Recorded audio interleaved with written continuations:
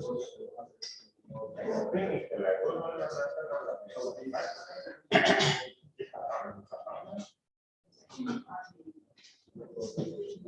morning.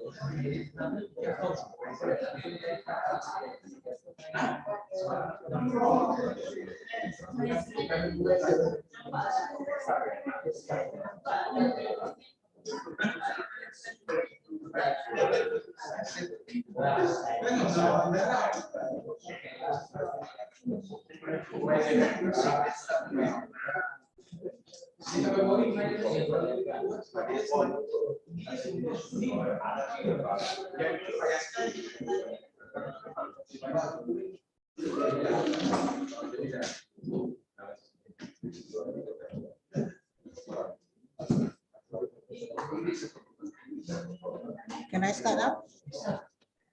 Hello, good morning, everybody. Welcome to the conference for this morning. The first session will be discussing about training of teachers to embed sustainability development goals in teaching and learning enabled by ICTS. Yeah, so we will go by countries. For the first session, let's start with the Indonesian team presentation. So let's start with the Indonesian team to do the presentation for this morning. Which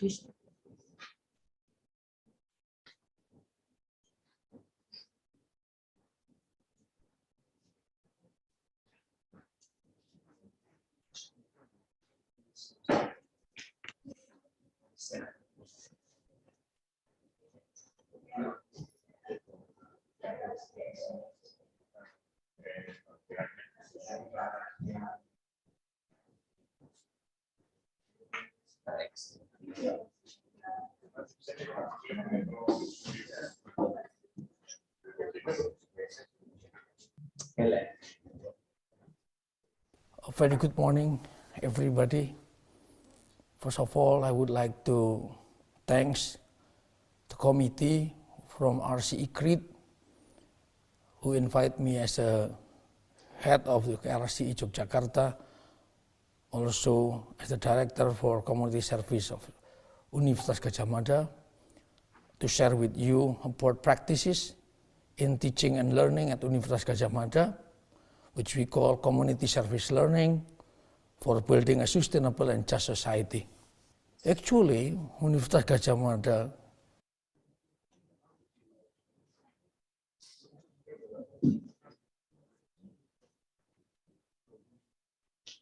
is a touch to the development of our country, Republic of Indonesia. Just 2 years after the establishment of university, when we just being independence after World War II, a total of 1,218 students were involved in a voluntary work, 2 years in service. Go outside Java to establish secondary school all across the country. At the time, secondary school also only exists in Java Island, the main island of Indonesia. And then, after 11 years of this voluntary work, in 1971, students from Faculty of Engineering with their professors worked together hand in hand with the local community to establish a water pipeline for 3 villages in the foot of Mount Merapi, which is located only 20 kilometers away of our campus. Those villages always face clean water shortage.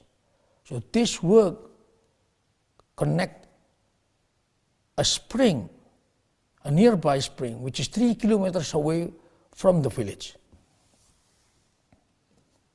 In the result of those activities, then we can convert, at the time we were granted with 100 hectares of land, inhabitable, no water there, and we convert this one into a paddy field after 30 years. The nearby local government will then invite us. Also, they granted land, start with 6 hectares in 1964, and then expanded to 60 hectares in 1974, and then 600 hectares in 1984, and now we have 1,600 hectares of man-made forest.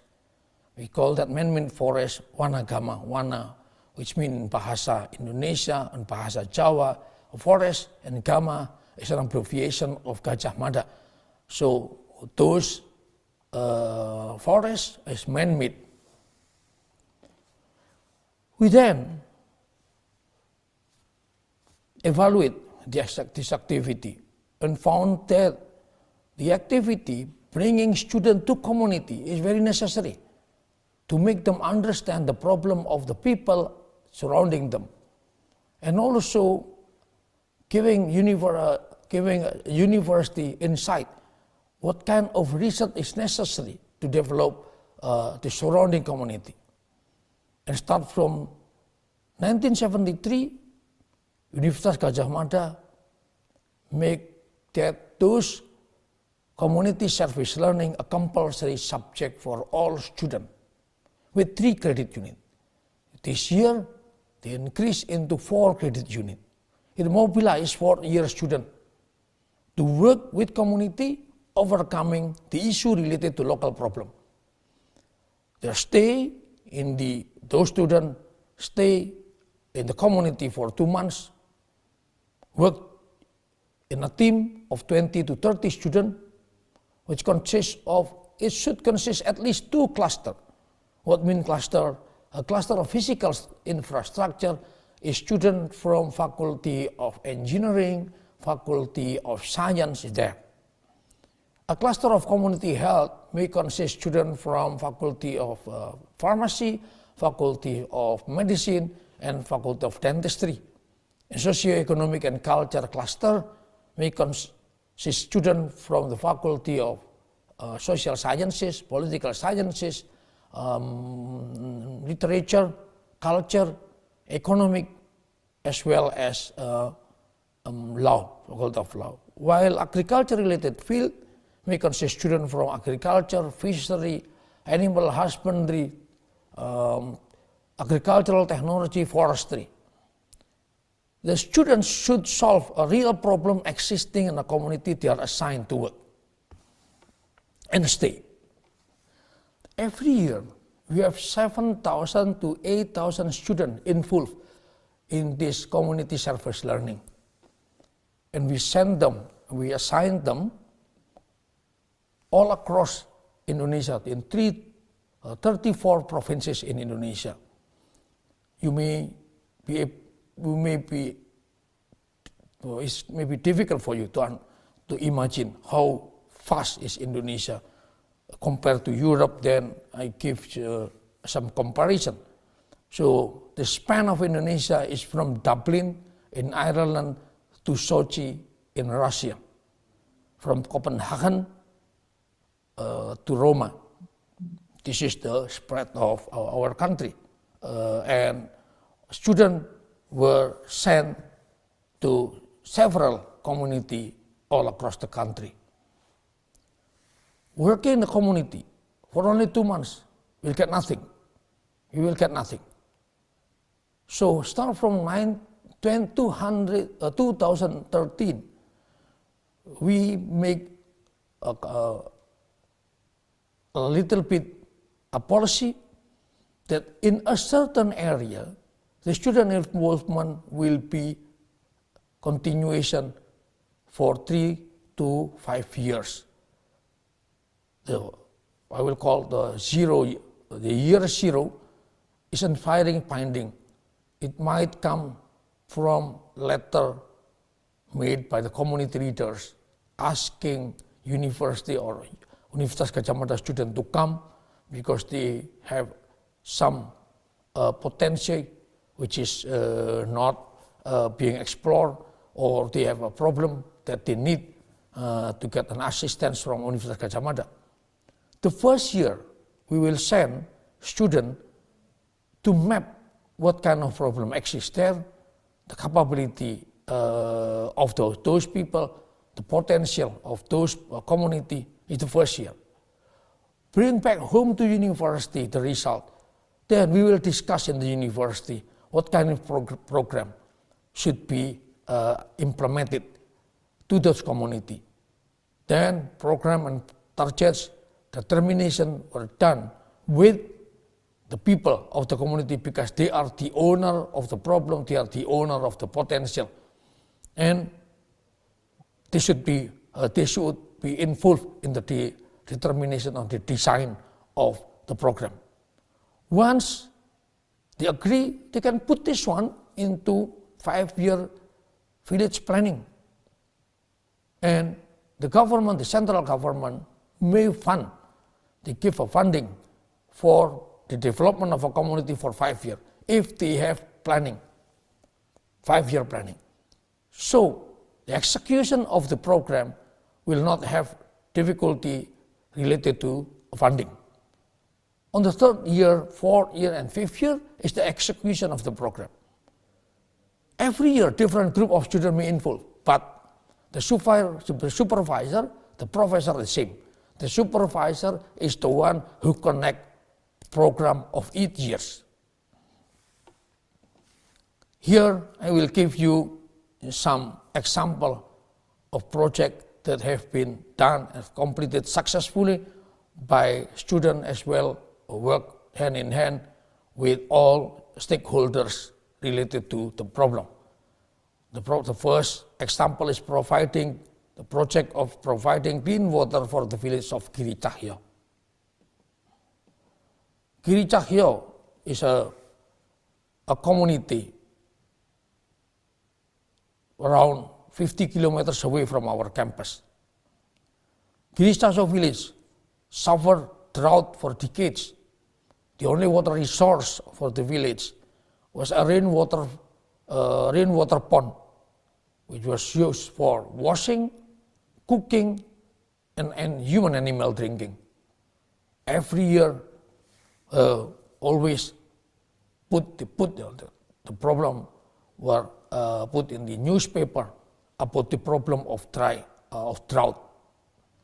In 2004, an underground clean water resource was found by a student in a group of students, which is a community of a student working for adventure. They have an adventure group in the Universitas Gadjah Mada of students. They found in a cave, a very small cave, may be difficult to be seen from outside. When they come to the cave, go down 107 meters below the ground, the diameter of the cave is only 2 meters, and they found a river underground river. Reporting this one to Directorate for Community Service, then we conducted further observation, which is, for example, the water, even in the dry season, how much water can flow, the debit of the water every second. And then the elevation, as well as the social mapping, like how many inhabitants of the village, how many liters of water necessary for each person. So it means that how many liters of water should be provided every day. Once this feasibility study completed and we found that the project is feasible, then we start to have the project. Underground work were done by students who has experience in caving, while upper ground, on ground work were done by the community. So everybody contribute to the project, and also the government contribute with the pipe, with the reservoir to collect the water, while CSR of enterprises assist us with the solar panel. So hand in hand, we pump the water from underground river to the ground first, and then from the ground to the hill. And from the hill, then it flow by gravitation to 1, 2, 3, 4, 5, 6, 7 hamlet. 1,195 households benefited from the project. Not only physical work, but also social work have been done, forming the water supply organization. So then the supply of water managed by a group of villagers in the communities, establishing water supply management of the community, so that the management and also for the maintenance of all the piping and also the solar panel can be supported by the management. After 5 years, then everybody in the village as well as very happy to complete the project after 5 years. This is one first project that I would like to share with you. The second project is changing the way to mine gold for artisanal gold miners community at Seteluk, Lombok, one remote place in island out of Java. Those community are gold miners, artisanal gold miners, and this is the way they mine the gold, crush the gold ore or gold which is in the rock, crush that one, make it to mud, and then put the mercury which solubilize the gold, and then from there they got the gold. And we know that mercury is a very dangerous chemical for the environment as well as for human health. This is the first year that make us concerned. And then the first group of students were sent. The artisanal gold miners were not cooperative for the first time towards students. The first week, nothing happened. Everybody in the community said that they are not gold miners, that have nothing to do with gold. Second years, then I always encourage students, just work together with them, play soccer, play futsal, play badminton, play volleyball with them. After 2 weeks, on the third weeks of the involvement of students, then the gold miners say, hey, you student, don't you want to see how we mine the gold? This is a time. I just want to let you know that the students should be patient in approaching the community. Once they got the permission, the invite to come to see the gold mining, then we take some sample, we take a survey to the miners. When we found that some accident of mercury contamination, toxication have already happened. We bring this result back home to the university and ask people from Faculty of Engineering to prepare an alternative way to mine coal. And we found that addition of borax may be useful to separate coal or from other materials in the rock. Then we have a tailing of tailing is the rest of the materials after the gold were taken away. So this is called tailing without mercury. So this finding much help this community in changing the way from using mercury, which is dangerous, into some way, some method which is not using mercury. This finding then were published in national-wide distributed newspaper that using borax, then Universitas Gadjah Mada found they can get the gold using borax without using mercury. More important and more make us happy is that the artisanal gold miners started to show interest to adapt the technology. They make the shaking table by themselves, trying to compare, to change the way to mine the gold, not using mercury, but using the shaking table assisted with the borax addition. The finding is also published in international conference. So this is the way we teach our students to come to the community, find what necessary for them to improve their life more, much better, and then do research in university, solving the problem, and bring the result of the research back to the community. I think this is quite specific for a student in Universitas Gadjah Mada. That is why I want to share with you. That's all of my presentation. As speakers invited, and thank you for your attention. I hope that this inspires you all. Thank you very much. Project leader and participant. I'm representing team of Universitas Pendidikan Indonesia, presenting the result of a study on educating teachers to enable ICT in the implementation of education for sustainable development.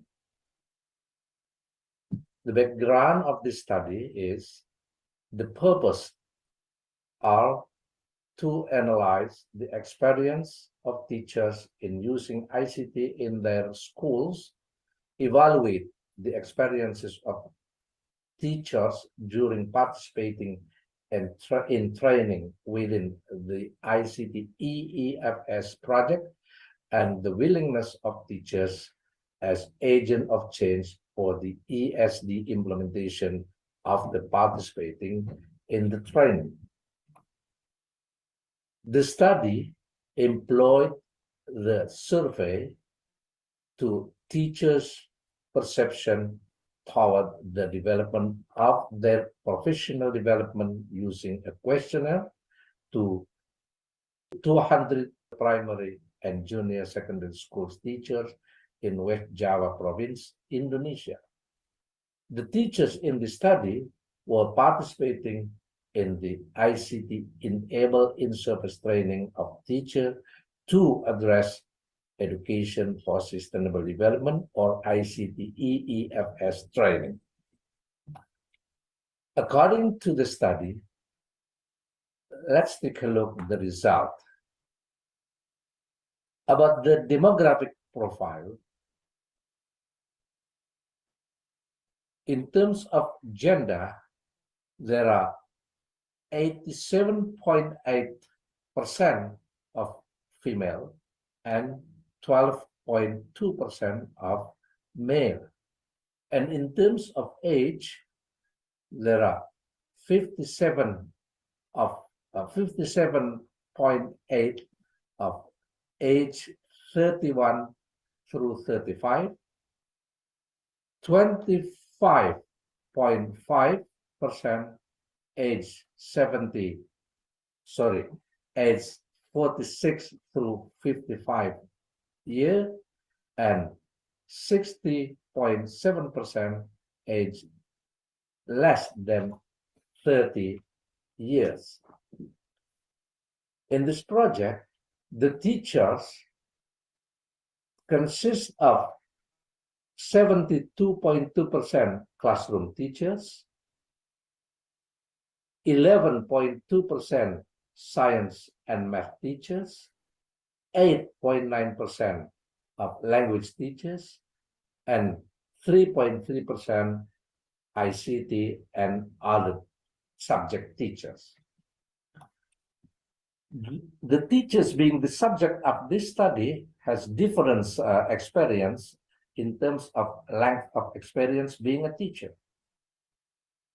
It is 35.6% of them has 16 through 20 years experience of teachers, and 23.3% of the teachers has experience of being teachers for 11 through 15 years. 15.6% of them has experience of 5 through 10 years of being teachers.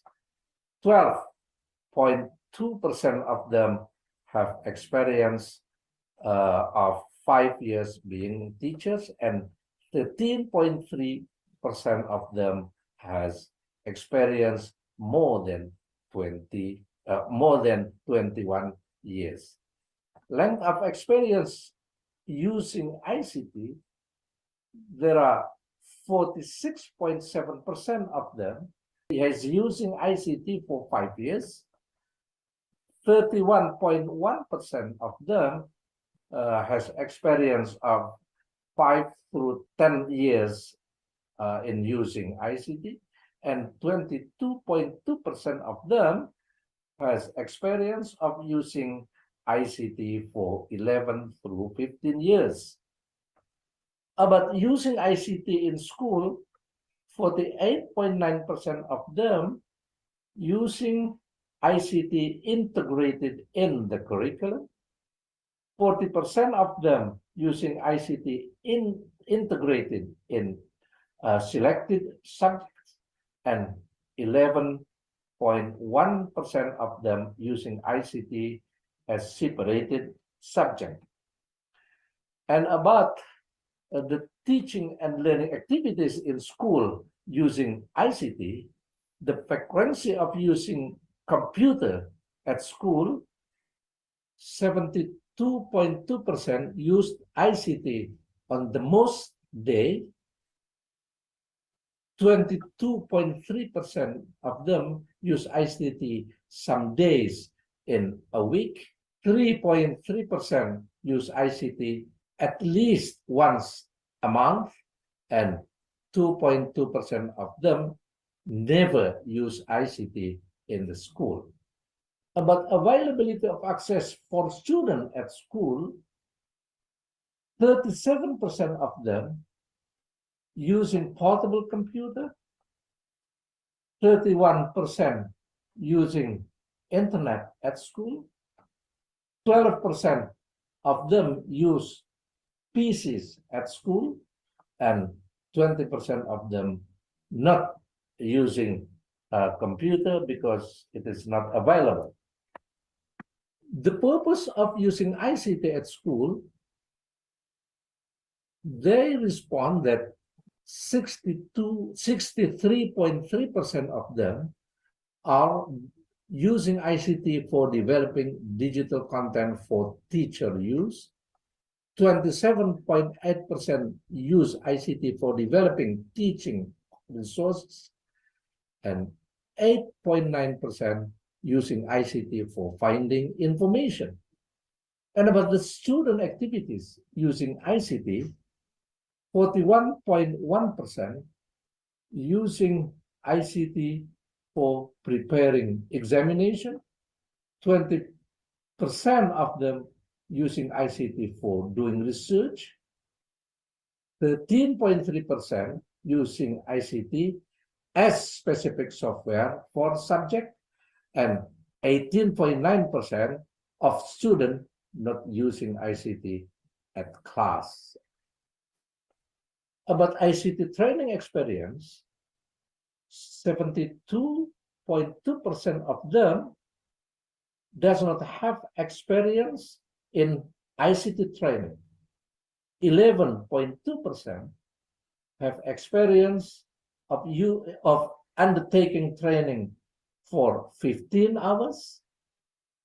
8.9% have experience of ICT training for 32 through 40 hours, and 2.2% has experience of ICT training for 16 through 30 hours, and 2.2% of them has experience of ICT training for 40 hours. About the availability of technology resources in school, the data showed that 34.44% available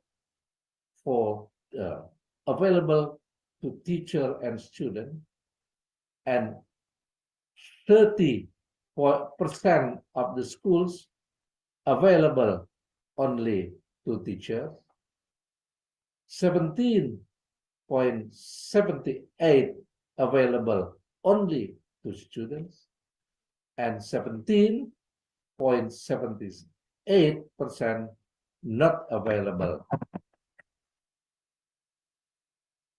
And the digital learning resource that can only be used online, 36.67% available to teachers and students, 25.66% available only to teachers, 21.11% available only to students, and 16.67% not available. The access to the internet through the school network, 40% of them available to teachers and students, 38.89% available only to teachers, 13 through 33% available only to students, and 7.78% not available. And about the access to an education site or network maintained by education authorities, 40% of them available only to teachers, 28.89% available to teachers and students, 12.22% available only to students, 18.89% is not available. Let's take a look about the email accounts for school-related use. 46.67% available only to teachers, 24.44% available to teachers and students, 13.33% available only to students, and 15.56% is not available. About the constraint of ICT in learning at school, especially ICT in teaching and learning activities at school, in general, the constraints of ICT in learning at school, or ICT in teaching and learning activities at schools, the constraint related to availability of technology resources in school, barriers, constraint of using ICT in learning activities in school, and the use of ICT in schools. Those are the constraints of ICT in learning at school in the schools in West Java province. ICT training experiences within framework of ICT EEFS project, they feel better after the training, and they were interested in combining ICT with the concept of education for sustainable development, since they believe it will make them better teachers. In addition, the participants agreed to share the knowledge and experience gained during the training with other colleagues to apply in their training and teaching at school.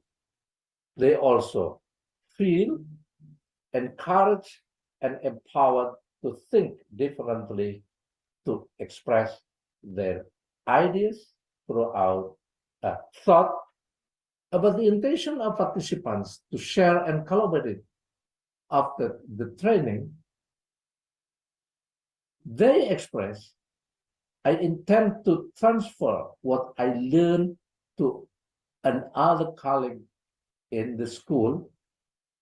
55.44% of them agree to extend and share. 42.22% of them agree to share, and 3.33% between agree or not agree or moderate to share. 0% slightly not agree to share, and also 0% not at all. In terms of their intention to share the knowledge with other teachers, 64.44% of them agree to share. 31.11% strongly agree to share. 4.44% of them between agree or not agree, and 0% of them disagree and strongly disagree to share. Their intention to act as a mentor to assist other teachers in school to learn what has been learned in the training, 62.22% of them agree to share. 32.22% strongly agree to share. 5.56% of them between agree and not agree, and none of them not agree and strongly not agree. About the intention to collaboratively develop participatory videos with other teachers in schools, focusing on issues elicited from, first, 60% of them agree to collaboratively develop participative video. 20%, 0.11 between agree and not agree. 17.78% strongly agree, and 1.11% disagree. 0% strongly not disagree. And about the intention to take on a variety of possibilities such as coaching and mentoring peers, 60% of them respond agree. 20.78% of them respond strongly agree.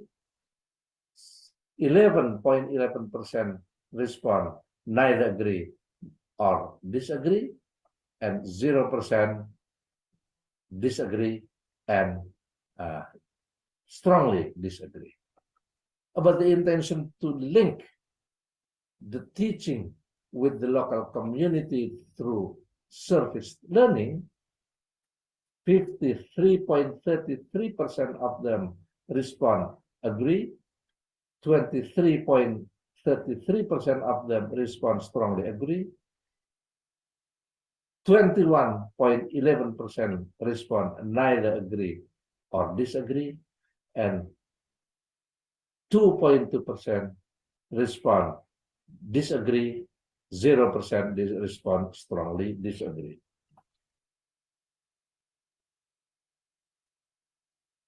About the willingness of the teachers as agent of change for the ESD agenda after the training of ICT EEFS project, let's take a look.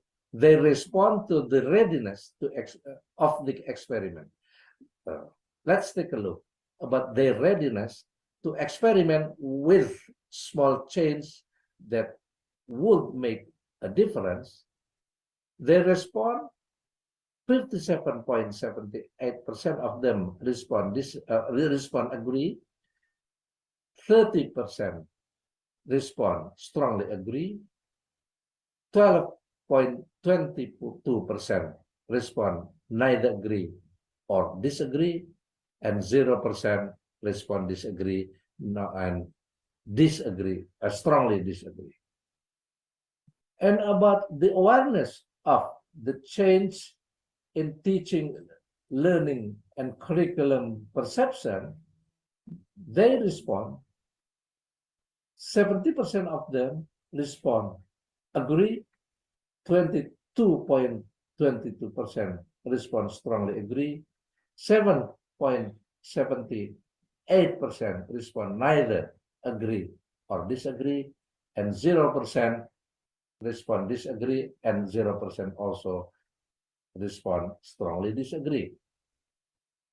About the existence of needs to change from what they are doing before in teaching, 44.44% respond disagree, 22.22% respond agree, 13.33% respond disagree, strongly disagree, and 12.22% respond neither agree or disagree. And 7.78% respond strongly agree. Let's take a look about their belief about whether their teaching have changed or not. 61.11% of them respond agree, 23.33% of them respond strongly agree, 14.44% of them respond neither agree or disagree, 1.11% of them respond disagree, and 0% respond strongly disagree. And about the readiness to challenge the beliefs in order to make change happen, 6% of them respond agree, 27.78% of them respond strongly agree, 11.11% of them respond neither agree or disagree, 1.11% respond disagree, and 0% respond strongly disagree. And about their feeling that they have a better position than before in making change to teaching, 67.78% of them respond agree, 22.22% of them respond strongly agree, 10% respond neither agree or disagree, 0% respond disagree, and also 0% respond strongly disagree. These are the pictures representing the situation of the training in the laboratory of ICT EFS at UPI. In this picture, that we have a guest from the coordinating Minister of Social Welfare. He is the Deputy Minister of Coordinating Minister of Social Welfare, who observed the situation of the training in our laboratory. And he made also good comment on the teaching, especially in improving the teachers' capability in using ICT to address the implementation of sustainable development education. And we can also watch the participatory video as a transformative media in sustainable development education in elementary schools. In making the participatory video, there are 4 steps or 4 phases. Phase 1, action planning. The team make planning of action in making the video. And phase 2, taking action or recording for the video. And phase 3, observation. So we observe the result of video recording. And phase 4, reflection and evaluation. So we make reflection and evaluation to the video that has been developed. We can take a look the result of which focus of SDGs number in the video the teachers have developed. SDGs number 16, rules and justice, 11%. Climate change, 25%. Responsible consumption and production, 6%. Good health and well-being, 9%. Clean water and sanitation, 21%. Sustainable economy, 3%. Life on land, 3%. Quality education, 9%. Affordable and clean energy, 6%. Food security, 4%. Infrastructure, 1%. And act of ending poverty, 2%. The conclusion of this study, in general, participants considered it is important to incorporate SDGs competency indicators into learning. Participants also considered that ESD-based participatory videos were important to be developed as part of the contribution of subjects for sustainable development. Thank you very much. Very good morning, ladies and gentlemen. I really appreciate the opportunity to share our activity as part of the ICT-EFS project. My name is Siti Rohmah Projosasmito, a representative from Universitas Gadjah Mada as one of the ICT-EFS partners from Indonesia. The title of the presentation today is Training Teachers to Embed Sustainable Development Goals in Teaching and Learning Enabled by ICTs, the case of ICT-EFS Indonesian partners, especially Yogyakarta, and I hope that this presentation will meet you well.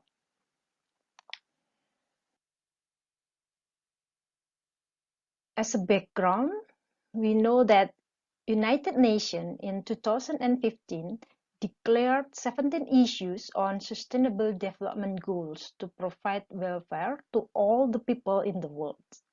As we all notice, to achieve these goals, we need to work together, hand in hand, to make it happen. Education for Sustainable Development, or ESD, is vital to the 2030 Agenda for Sustainable Development. It aims from one of the targets of the Sustainable Development Goals on education, and it is considered a driver for the achievement of all 17 SDGs. ESD empowers everyone to make informed decisions in favor of environmental integrity, economic viability, and just society for present and future generations.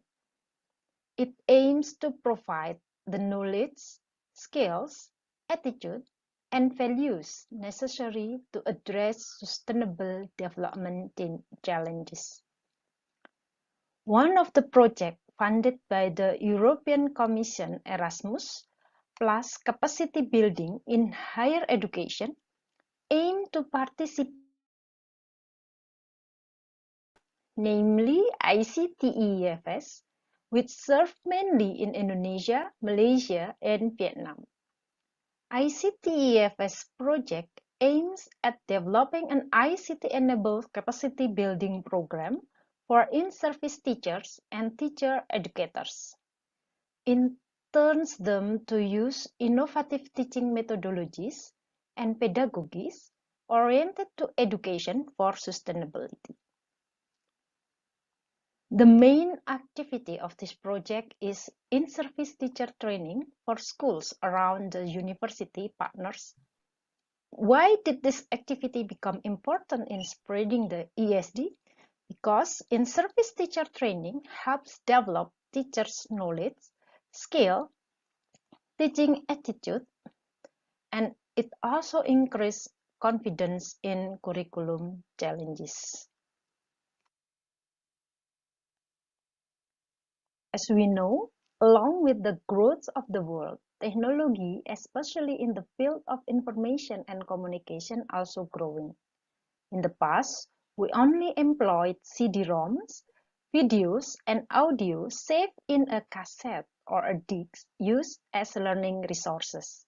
But now, as technology grows and the internet becomes available everywhere with good quality in terms of speed, we turn to web-based learning resources using learning management systems as a virtual learning environment, interactive sessions, and synchronous content delivery as a virtual classroom.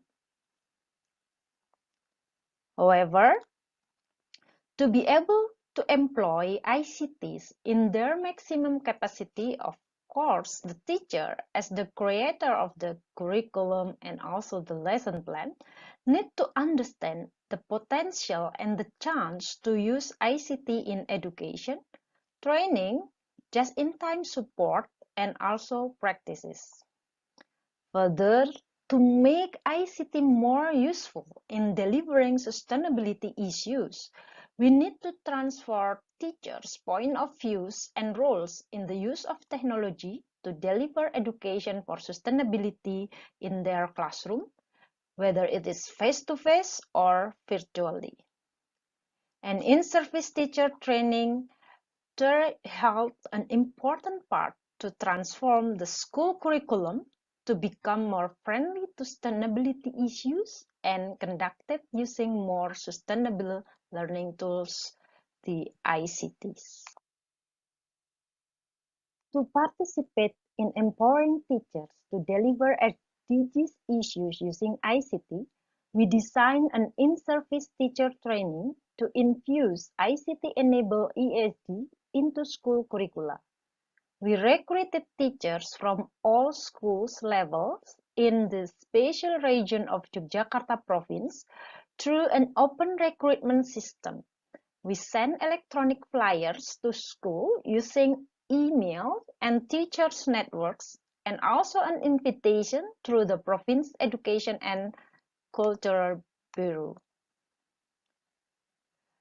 Since one of the aims of this training was to enable the teacher to integrate ICT into their teaching practice, we also designed the training to be fully armored with ICT to conduct the training process.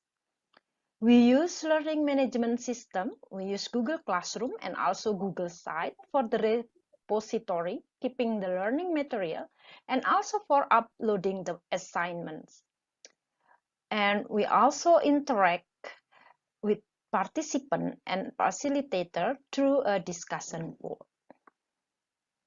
We also use video as learning resources to enhance participant and understanding of the training content.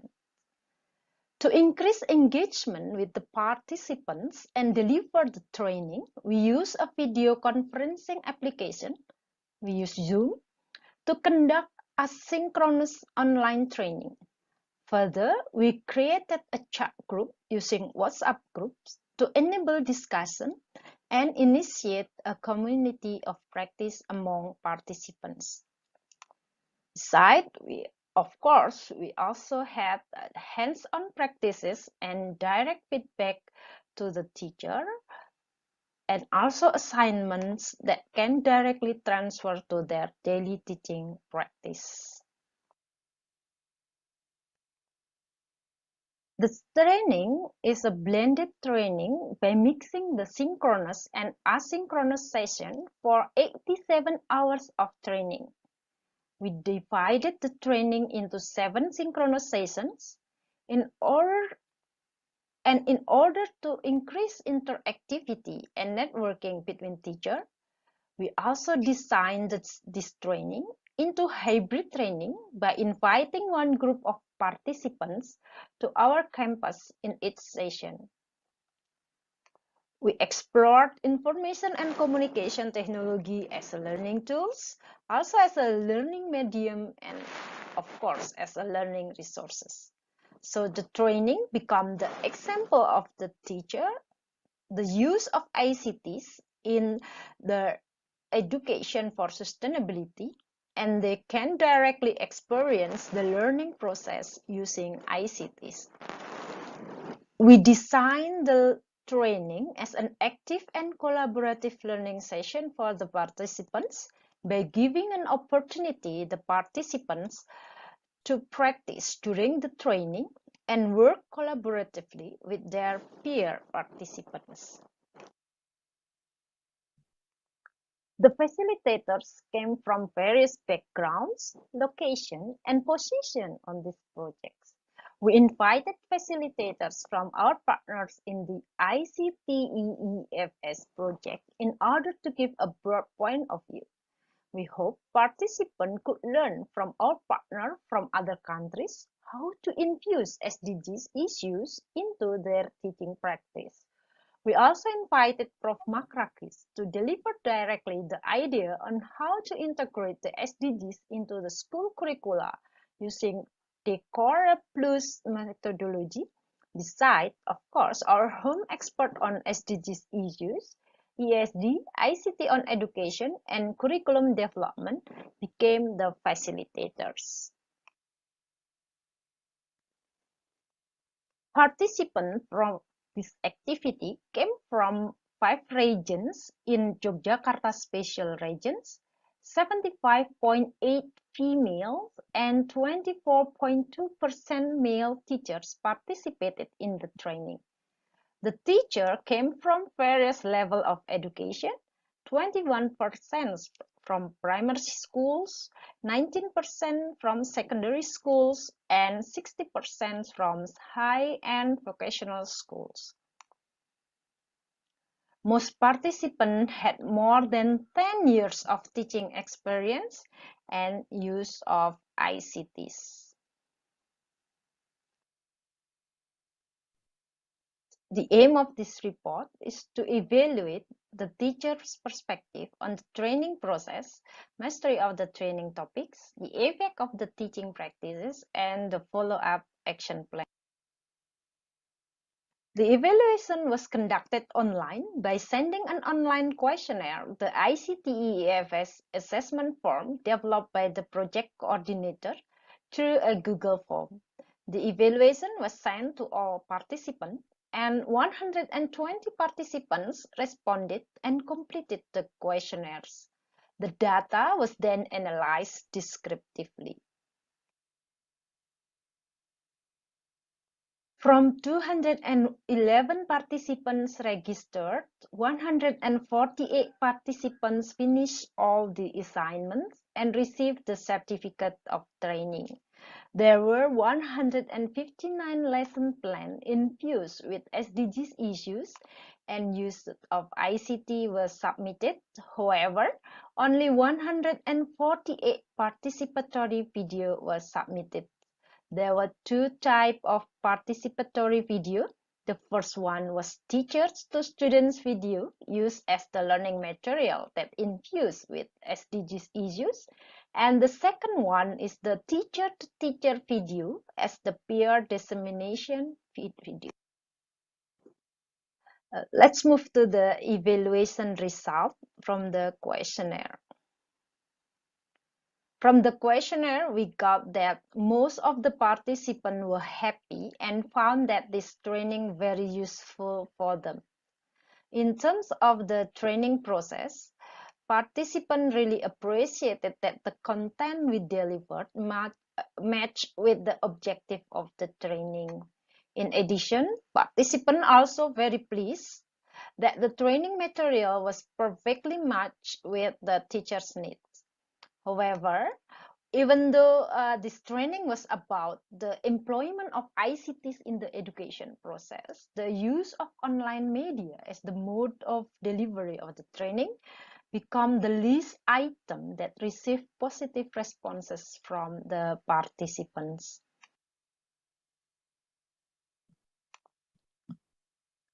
Most of participants received that they understood most of the topics during the training, especially on the use of ICT as a tool for teaching sustainability issues and the relationship between ICTs and sustainability. Almost 50% of participants were interested in the topic of the merging ICT with ESG. Evaluation questionnaire, we also get that the training gives some effect for teaching process. The first effect is that teacher perceived that the training gave a positive impact on changing the teaching practices. The training increased the ability to change the teaching method into more active and collaborative, and also increase the motivation to become an agent of change.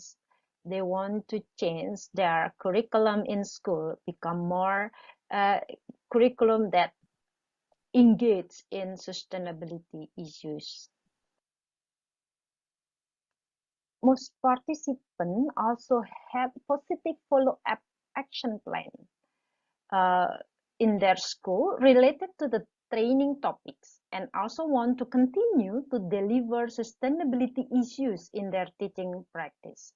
Besides that, a participant also wants to teach other teacher by sharing their knowledge from the training, but however, they not really wants to become the mentor for other teachers in the school. From the above evaluation, we can learn some points that training which matches with participant needs will increase their satisfaction during the training, and hopefully it will make them willingly to practice for the knowledge they or the skill they get during the training to their teaching practice. Context-appropriate training design also make it easier for participants to transfer the training content into their teaching practice. And the last message that we got from this evaluation, that assignments that require collaboration with other teachers in the home institution are motivated to share the topic being trained.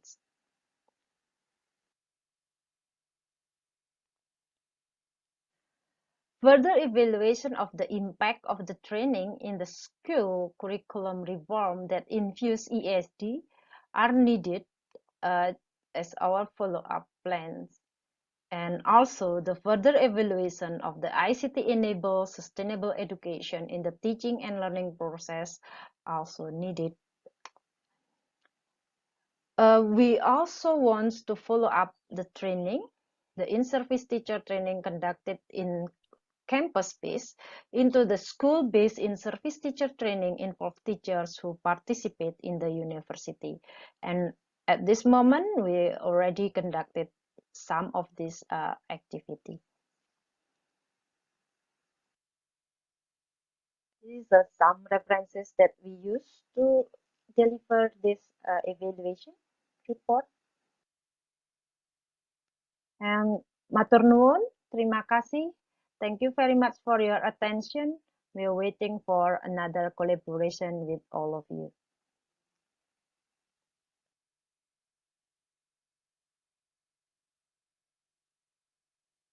Assalamualaikum and good morning. Greetings from University Technology Malaysia. I am Zaliha Ismail. My other team members are Nurul Huda Ismail, Rusmawati Ismail, and Nurzana Kamis. It's interesting to note that we three technically are not from the same family, in spite we share the same name for our father, Ismail. But of course, all human beings are one big family. Okay, we are all brothers and sisters. My colleagues and I are from the School of Education, Faculty of Social Science and Humanities at University Technology Malaysia. In this presentation, we would like to share the second part of our project funded by European Commission. The first part was presented earlier about undergraduate course revision to infuse SDGs in the curriculum. The second part is about the in-service training that we conducted.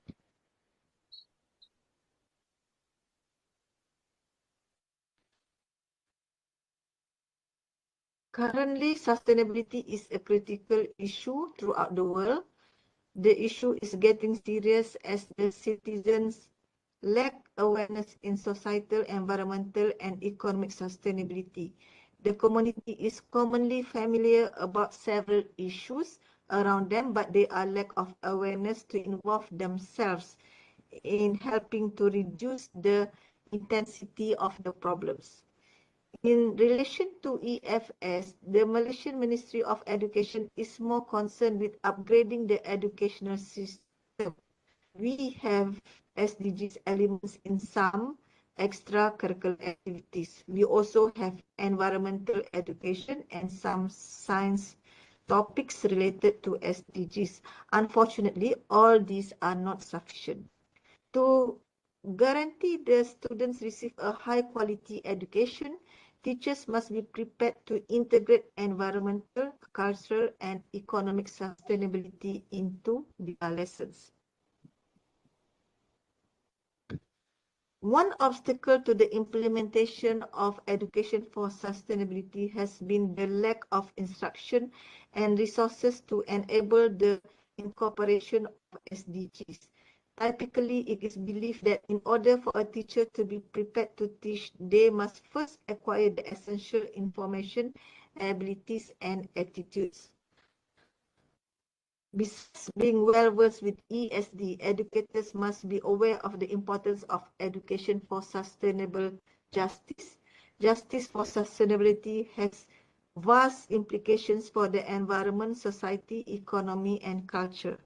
Education should encourage students to transition from inaction and passivity to optimum and social change in order to create a more sustainable society. Most of the time, formal education places an emphasis on imparting tacit technical knowledge. Therefore, these noble ideals are novel among Malaysian teachers. The education system may benefit by producing a more relevant generation for if in-service teachers were to receive systematic training along these themes. Based on current statistics, Malaysian population comprise over 25% of school-age individuals. This calls for an urgent need to prepare as many teachers as possible who are capable to generate sustainable citizens for the near future. The term sustainability justice education refers to both a process and a practice. SJE is seen as a process that aims to include sustainable justice into all areas of the curriculum and teaching methods. Additionally, it tries to teach in students the values of sustainability and justice in both the classroom and outside of it. SJE aims to actively involve teachers and students in learning how to improve oneself and society as a practice. As a result, transformational change is positioned as a major force behind sustainability justice education. Teachers should acquire these attributes of sustainability justice. There are altogether 15, and here we present to you only 5.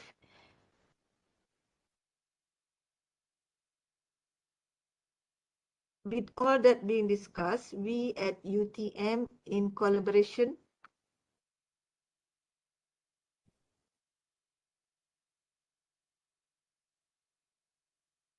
with Malaysian Ministry of Education under Erasmus Plus grant, conducted a training for the in-service teachers early this year with these 2 objectives. The initial goal of the training is to introduce the SDG, Sustainable Justice Education for Sustainable Justice, and ICT-enabled education for sustainability to in-service teachers. The second goal is to engage teachers in creating participatory video to assist them in teaching the SDGs. That's it from me. Thank you. Nurul Huda will continue with the presentation. Hello, I'm Dr. Nurul Huda Ismail, and I will be presenting to you the in-service teacher training program that we had conducted earlier this year.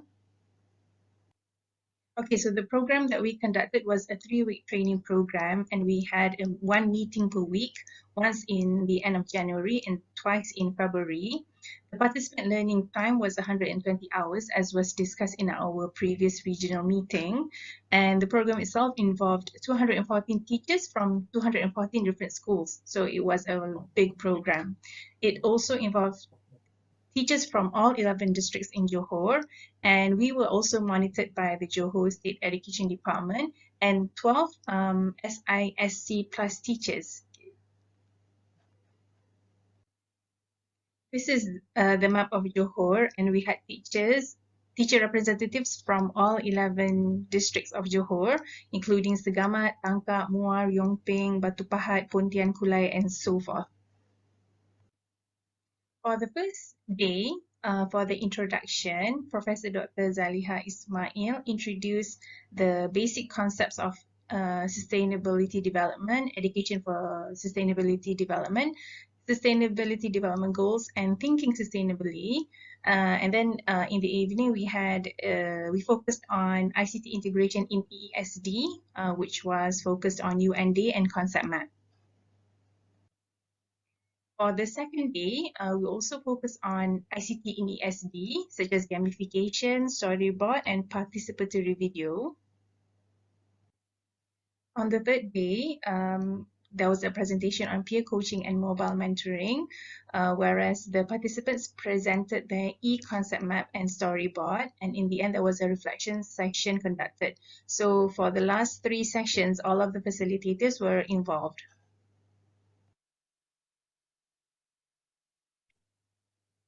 Okay, so what was the design of the program? The program involved many teachers as well as 7 facilitators who are the 7 researchers for this research project, and we divided them into 7 different groups. So the facilitators helped the teachers to conduct the assignments that were given to them. It was a 3-day program, and a lot of brainstorming was conducted, especially on that 3rd day. And the facilitators were always on hand to help the the participants if they had any questions on how to conduct the assignments that they needed to do. Okay. We also created a WhatsApp group. We also had an e-learning platform. We conducted a survey and a report on the results of the program. What was interesting about this program as well was that the participants needed to create a participatory video each, okay? And then afterwards, we conducted a paid forward scheme where these teachers who were involved at this first stage, they needed to go back to school to mentor other teachers and to create another participatory video.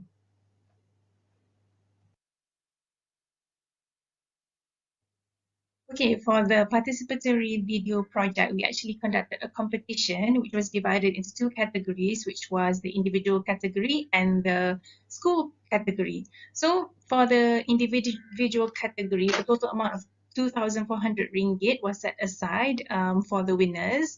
And for the school category, a total amount of 2,000 ringgit was set aside for this second category.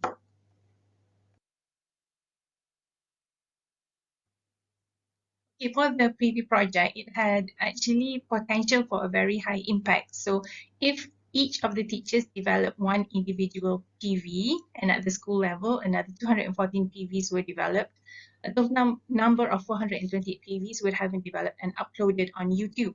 So for YouTube, it would be accessible to everyone across the globe, and it can also be used by many teachers in their classroom to help students to understand more about SDG issues, especially those close to them. So these YouTube videos could be included subtitles in English, and this means that it will be so much easier for many people to understand what's going on in Malaysia. So if these teachers use their PV in at least one lesson, if each of these PVs reach at least 30 students, so a total of 12,840 students would have been able to access one PV in their learning. Okay, so we feel that the program has actually been very successful, or at the very least quite successful, because of the quite high rate of submissions from the teachers. So for the e-forum, which was conducted in the first day of the session, we had 141 submissions and ideas from the teachers about SDG issues around them. For the e-concept map that they needed to produce, we had 187 teachers submitting, which was an 87% rate of submission. For the PDP activity for one SDG, we had 102 submissions, which was a total percentage of 94.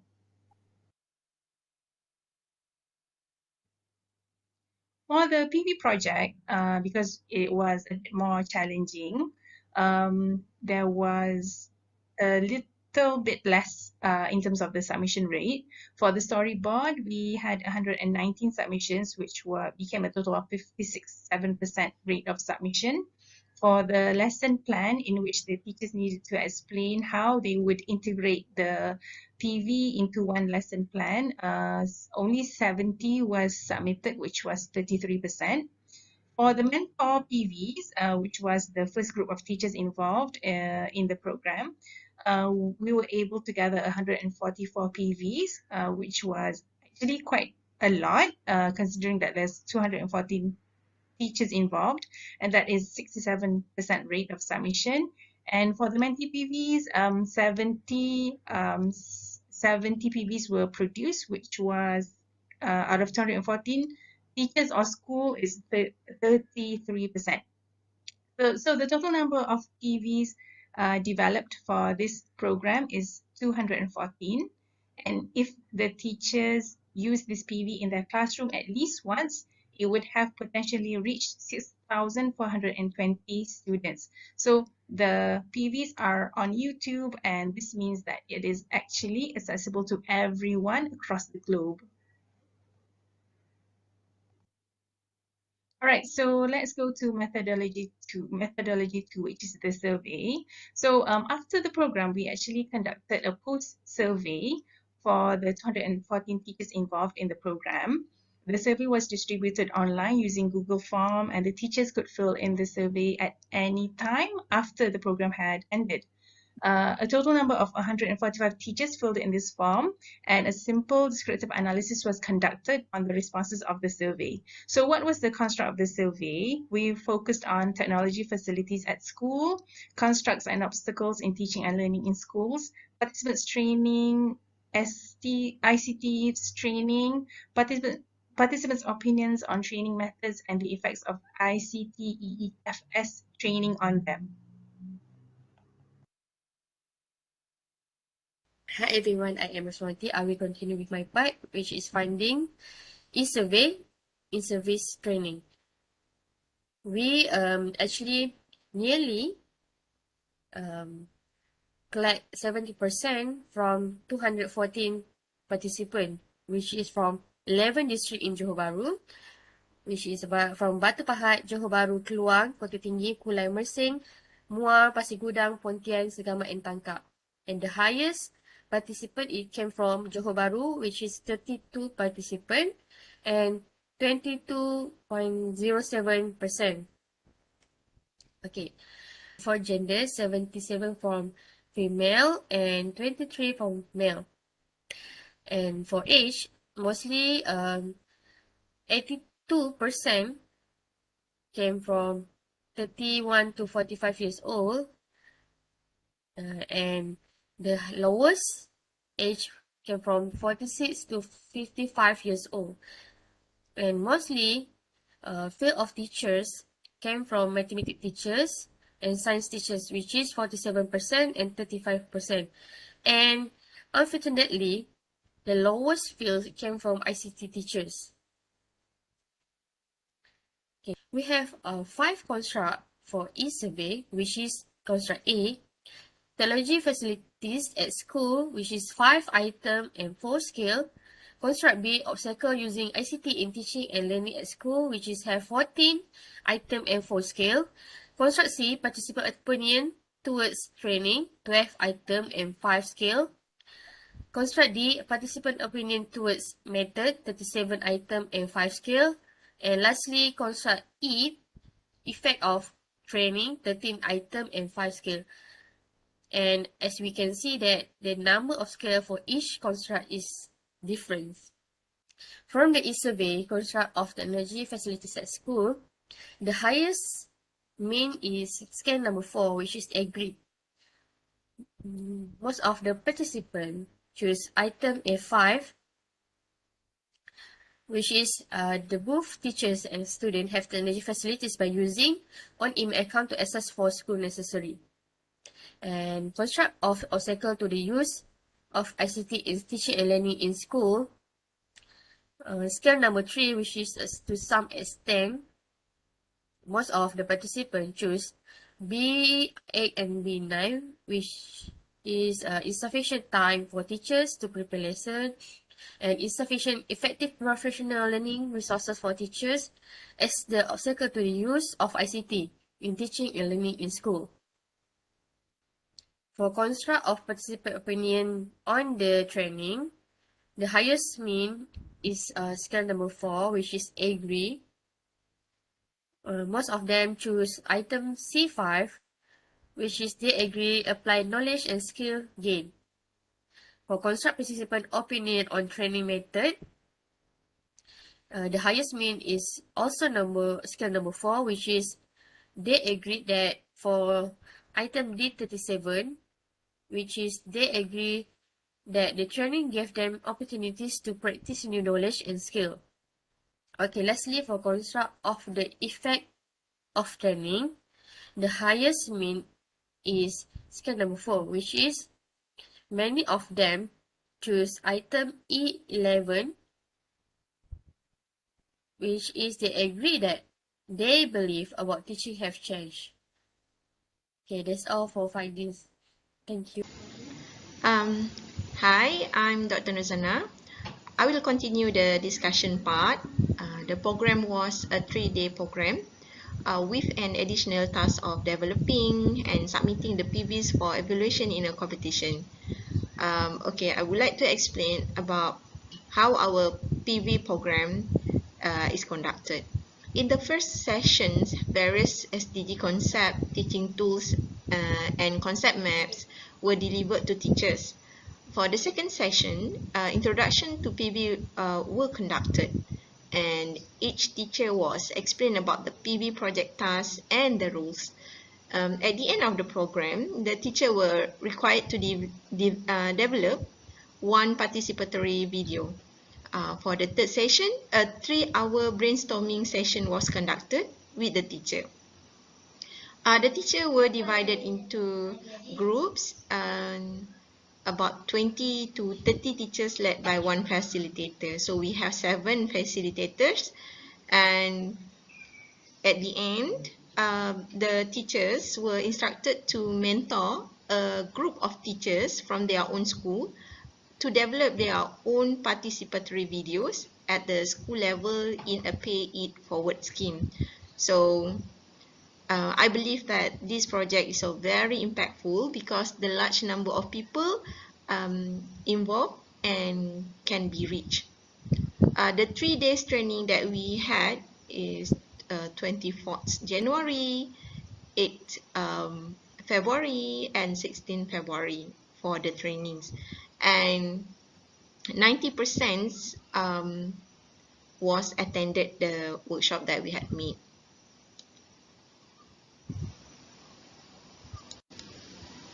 Alright. In-house training between mentor and mentee. Okay, there are differences in the quantity of submission made by the mentor and the mentee. More submissions went to the mentor than the mentee. Mentor was providing in-house training to mentee for roughly 2 to 4 months. In-house training should be reported after at least 3 months.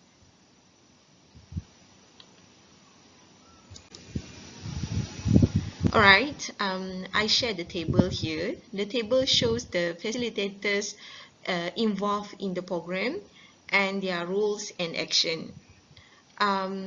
We have the action that managing and training the concept of ESD, SDG, and sustainable thinking. We also have action in training the use of ICT and how to create a storyboard. We also have a training in how to embed the game-based learning. We also have a training on how to plan and create PV. We also have a training how to create to create a concept map, and we also have a facilitator that provide a platform for PV presentation and coordinate the competition. Alright. The facilitators of the program were creative in handling the program. We, the researchers, help teachers to set the SDGs, give them idea on the video content and community issues, advice on how to approach the community, and motivate them to design and develop the PV. In the program as well, the facilitators are always in close contact with the teachers, where additional sessions were conducted and a WhatsApp group was created between the facilitators and teachers.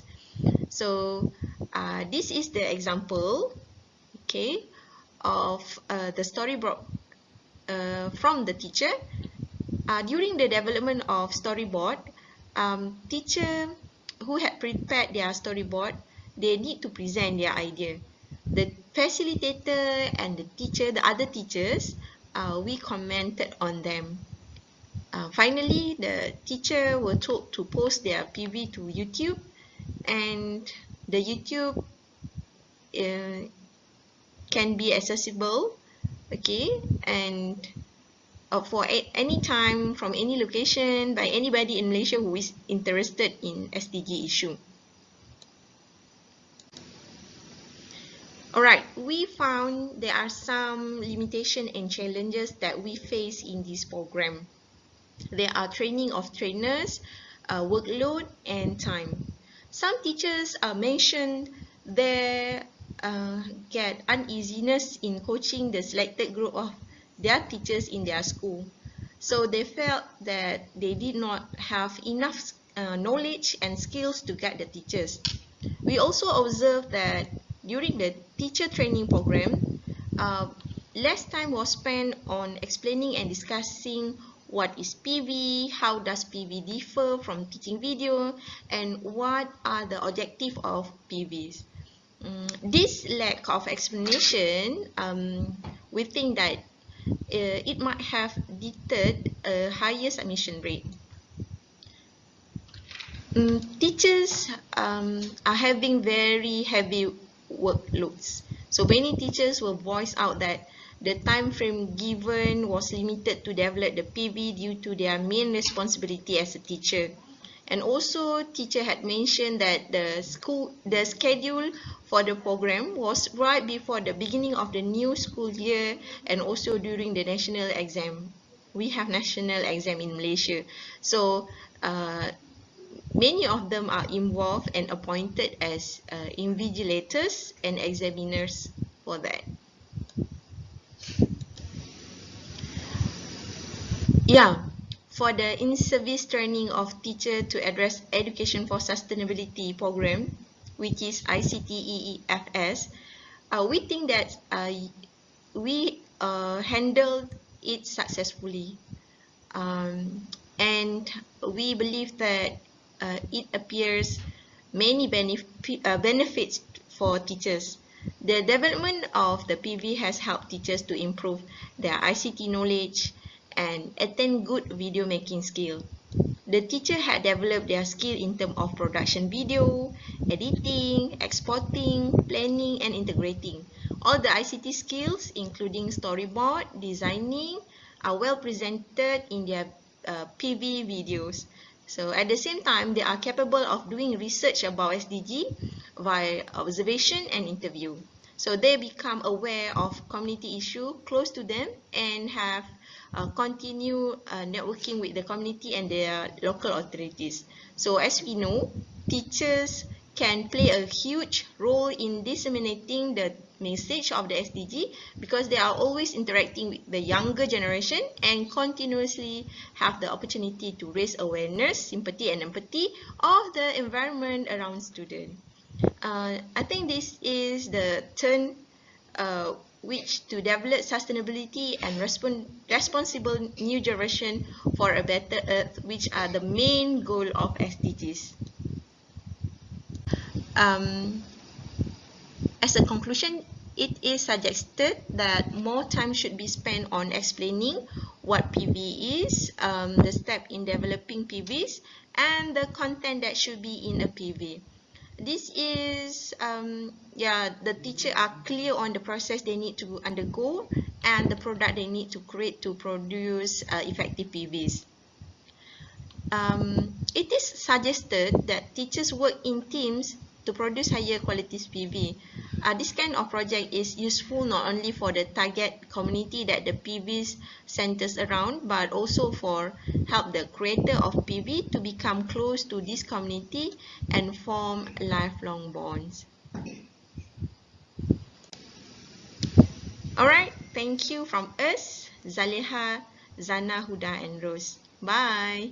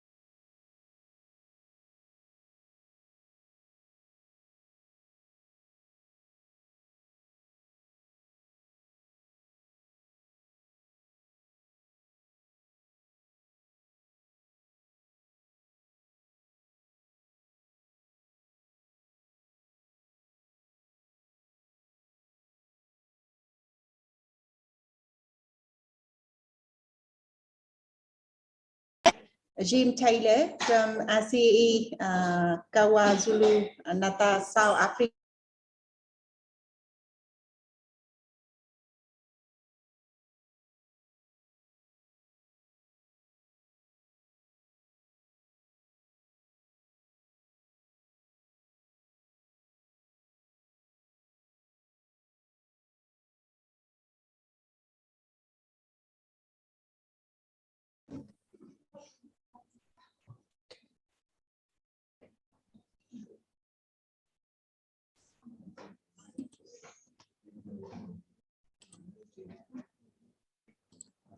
Okay.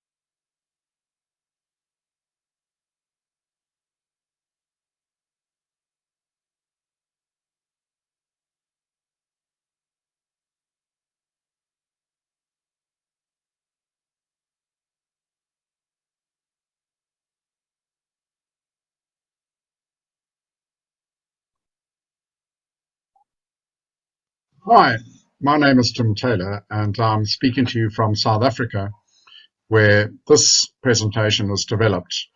It's all about citizen science, sustainable development goal monitoring, and MiniSAS, which is the stream assessment scoring system. This is our land, the land of Nelson Mandela and the land of many beautiful rivers and streams, like the waterfall behind me. Unfortunately, much of our land and the rivers and streams are not doing very well and are being polluted by people. The stream assessment scoring system is a simple tool that anyone can use to monitor their stream and then take action to clean up that stream or river. So how is it done? First of all, you collect a sample of animals or macroinvertebrates from your stream. You can use a small net or a cup to catch them.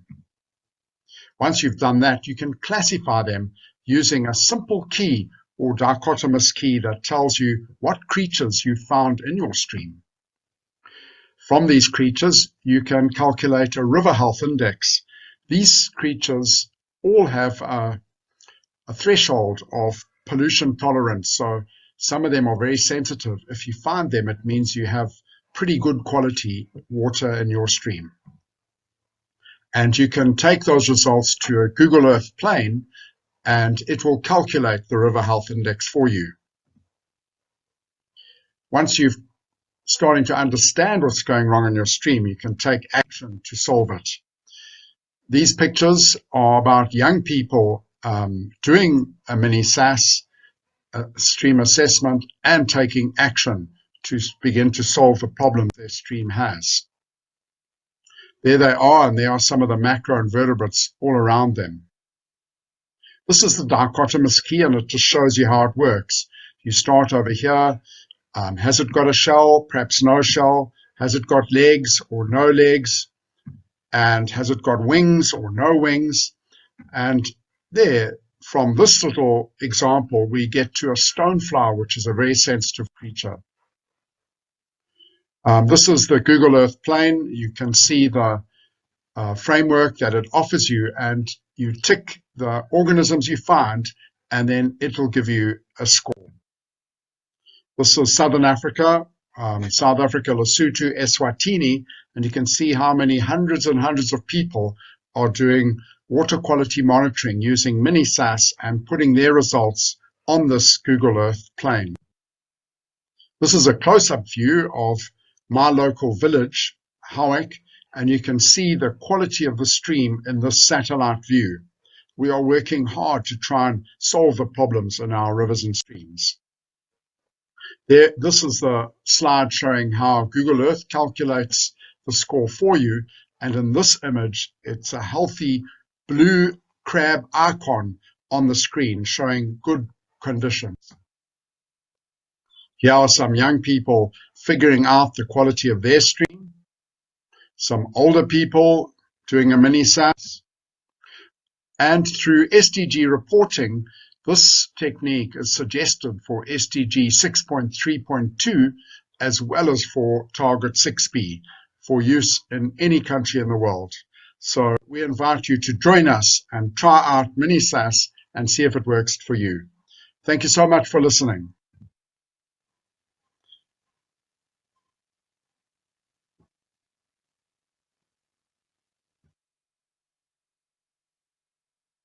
I'm Nolo Azibiela, and together with my colleague, Mr. Sangweni, we're going to present a paper titled The Infusion of the United States Sustainable Development Goals in the Foundation Economics Curriculum. UKZN is a partner of the project titled Professionalization of Undergraduate Academic Teaching in Multiple Disciplines to Address the SDGs. The project explores how the SDG goals can be infused in the university's curriculum through problem-based learning approach. In 2015, members of the United Nations adopted the Sustainable Development Goals as a way to improve people's lives. The goals are aimed at addressing social, economic, and environmental issues. Therefore, economics, both as a field of study and practice, is inherently linked to the SDGs. Despite this clear link, the SDGs are rarely taught in economic classes, especially so in the undergraduate level. Normally, the focus is on theory-based economic concepts as opposed to real-world applications of economic theory. This is why often students feel there is a disconnect between economics as a discipline and economics as world issues. This project seeks to bridge this gap. The project came at a time during lockdown where learning and teaching had moved to online platforms. The university mandated a leeway to come up with new approaches to teaching and learning. This then allowed us to infuse the SDGs into the Foundation Economics modules. We focused on Foundation Economics modules, namely microeconomics and macroeconomics. These two modules were recurriculated in 2021 to include discussions around the SDGs. The main purpose of these modules is to introduce to students the key economic questions, economic concepts, principles of economics, and economic systems. The modules cover topics such as GDP growth, unemployment, cost of living, income inequality, environmental sustainability, and many more. These modules try to answer the following important questions that societies always face when they are trying to deal with scarcity. The question is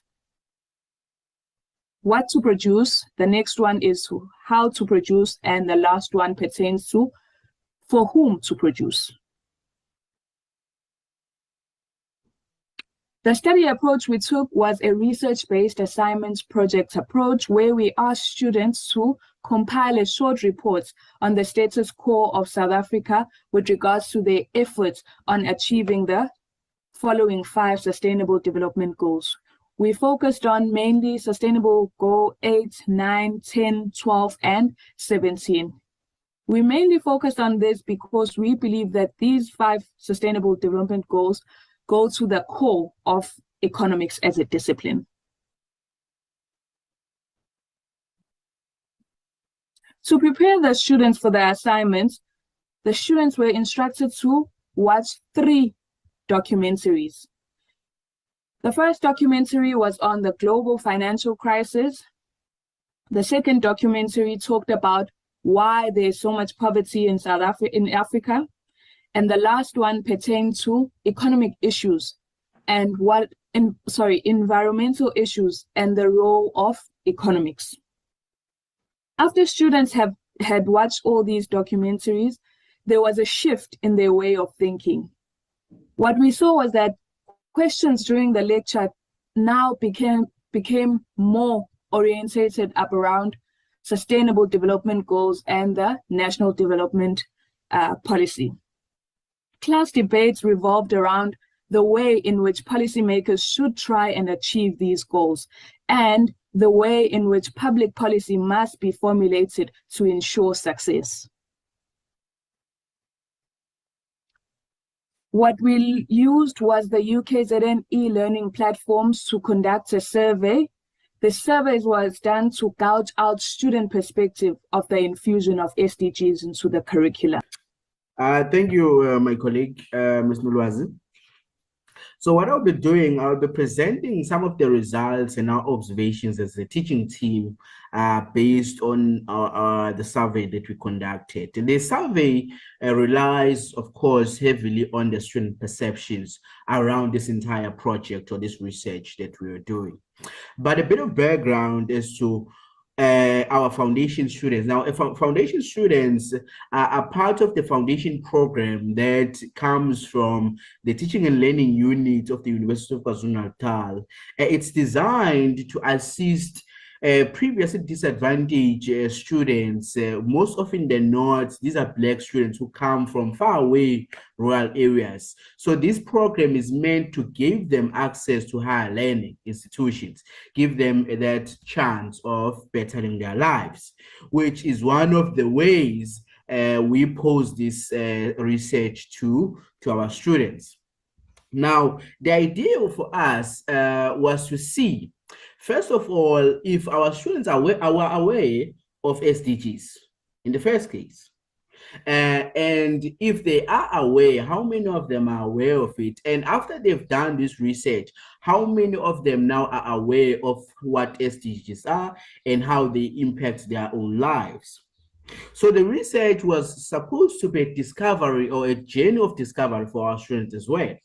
But importantly as well, we wanted to find out if this SDG infusion might help in our classrooms as well in terms of the discipline of economics. Does it make students perform better, or does it make students participate a bit better if we use these policy frameworks? Now, we had aligned the SDG policy framework with our National Development Plan, which is our local or national policy framework. There is a 75% convergence between the two policies.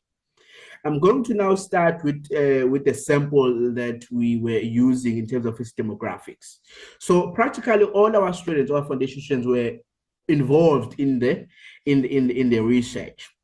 Our sample size was approximately 228 students, of which 70% of them were females, 90% of them were Black students, and over 60% of them were students who were coming from a no-fee paying school system, which we call in South Africa from quintile 1 to quintile 3. So these would be mostly government or public schools, which do not require students to pay any fees.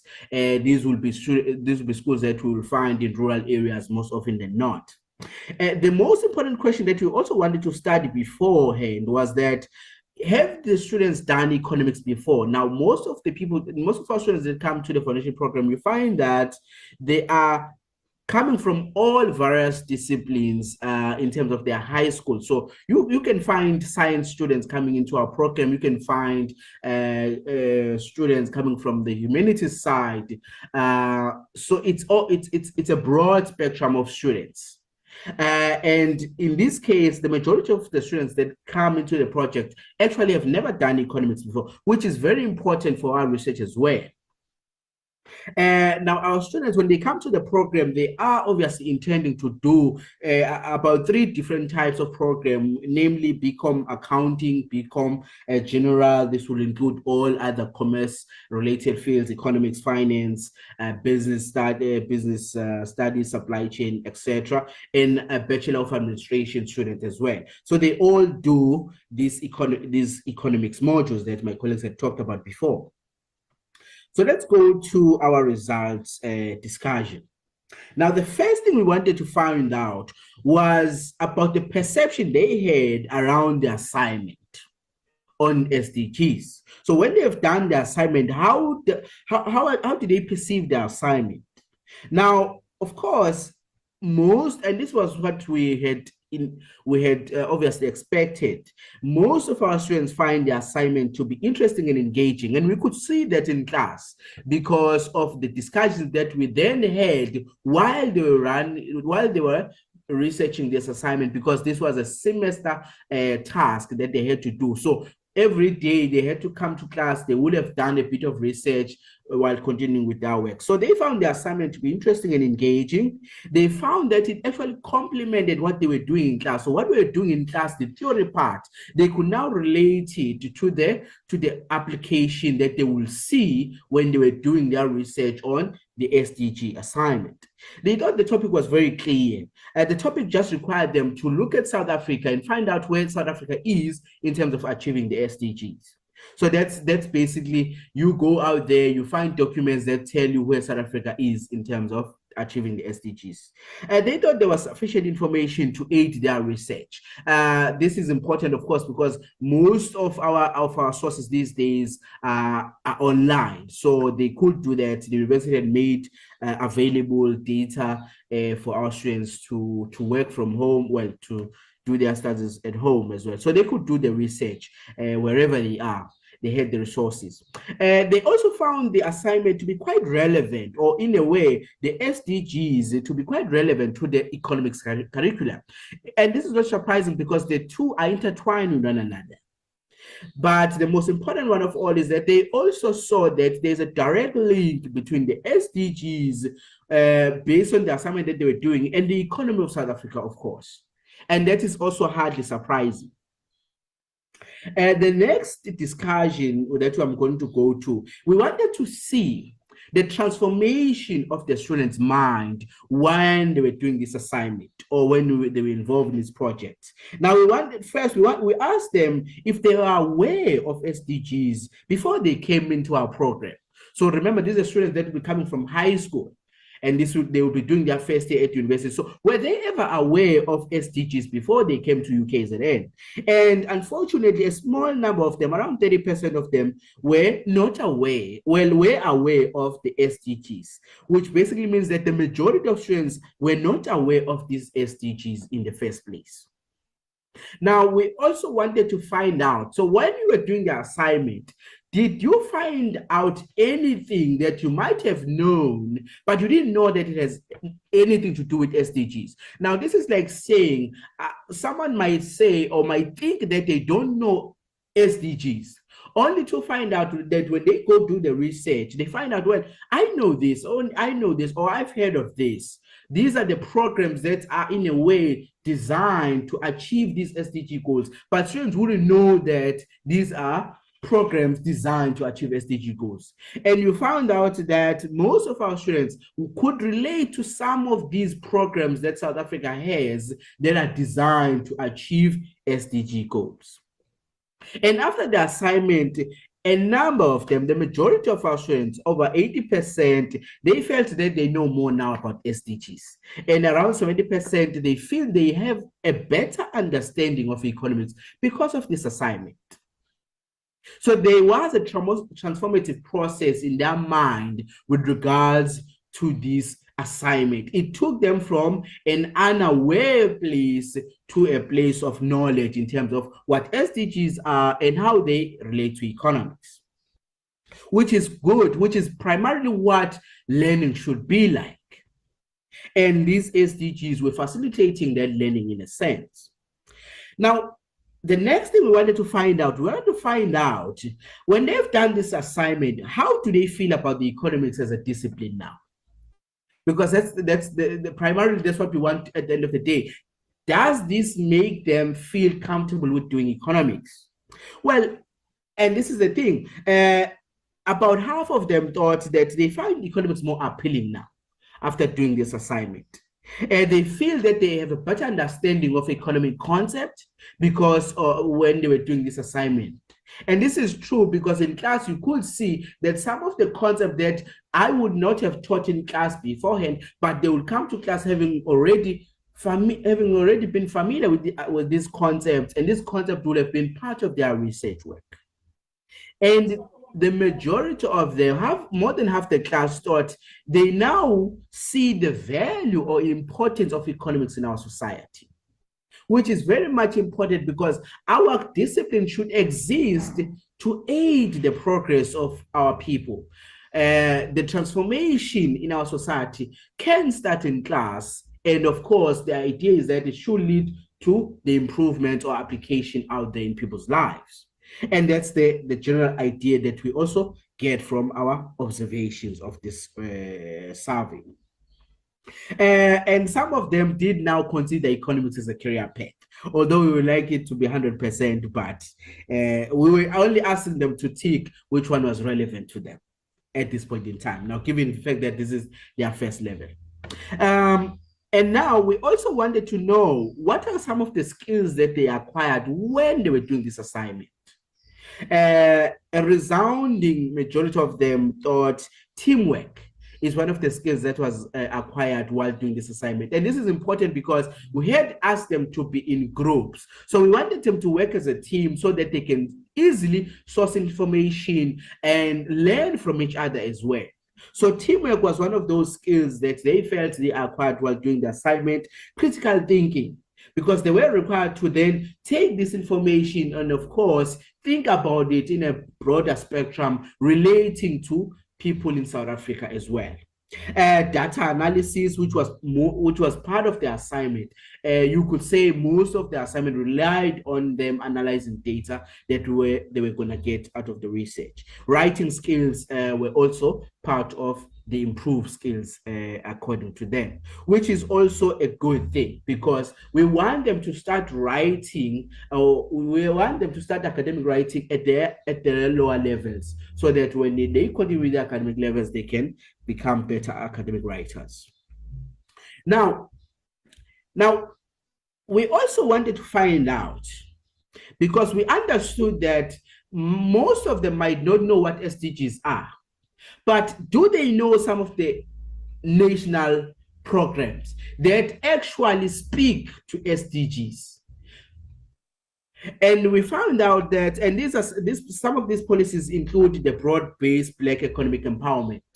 This is obviously a policy designed to improve the economic and social opportunities for people of disadvantaged backgrounds, especially given the South African background context. Social grant, a scheme again to help most people who are living in poverty in South Africa, and the RDP redistribution program that provide housings for the poor. Now, all these policies, you might not have known it before as a student that they are actually part of programs that should be helping achieve our SDG goals. As you can see, half of them didn't think that these programs have had anything to do with SDGs. And this is not surprising because sometimes there's always that separation of policy and programs. People wouldn't put them together. And the next thing we wanted to find out, of course, was, do they think that if we infuse these national policies and international policy frameworks in our economics curriculum, do they want that to happen? Should these programs, these policies be infused in our economic curriculum? And a resounding majority thought that was a good idea. And this is obviously an important result because that's exactly what this project is trying to achieve. And students seem to be for the idea.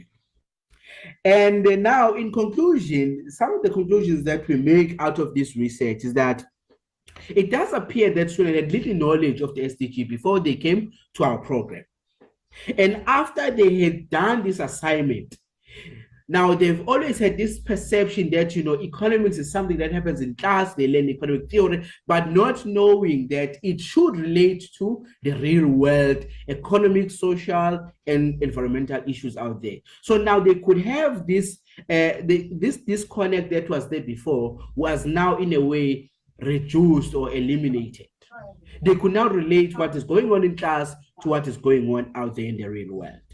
As a teaching team, we could observe an overall interest in students when they were doing this assignment, in terms of participation in class, in terms of the questions that they were imposed in class now, and in terms of just pure curiosity now.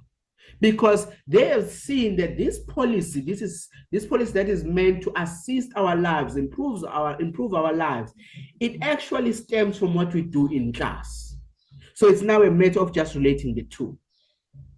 And of course, they really felt that this infusion of SDGs in our curricula is an important thing to do for our economics discipline. It made the learning quite interesting for them. It made the participation very much improved in our perspective, and we feel that it should be something that is looked on more closely in the future. Thank you very much.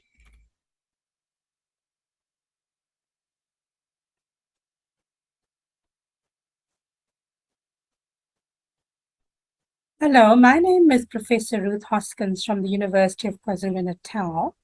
My co-presenter is Dr. Shamla Rama, also from the University of KwaZulu-Natal.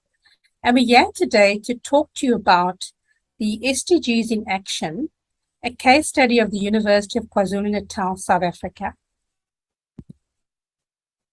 The structure of our presentation will cover first and foremost our research methodology in terms of how we present the paper and the presentation.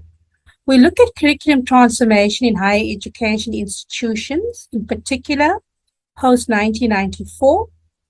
We'll do an overview of the University of KwaZulu-Natal and the Curriculum and Digital Transformation Project. We'll then move on to ESD and the PUAT project.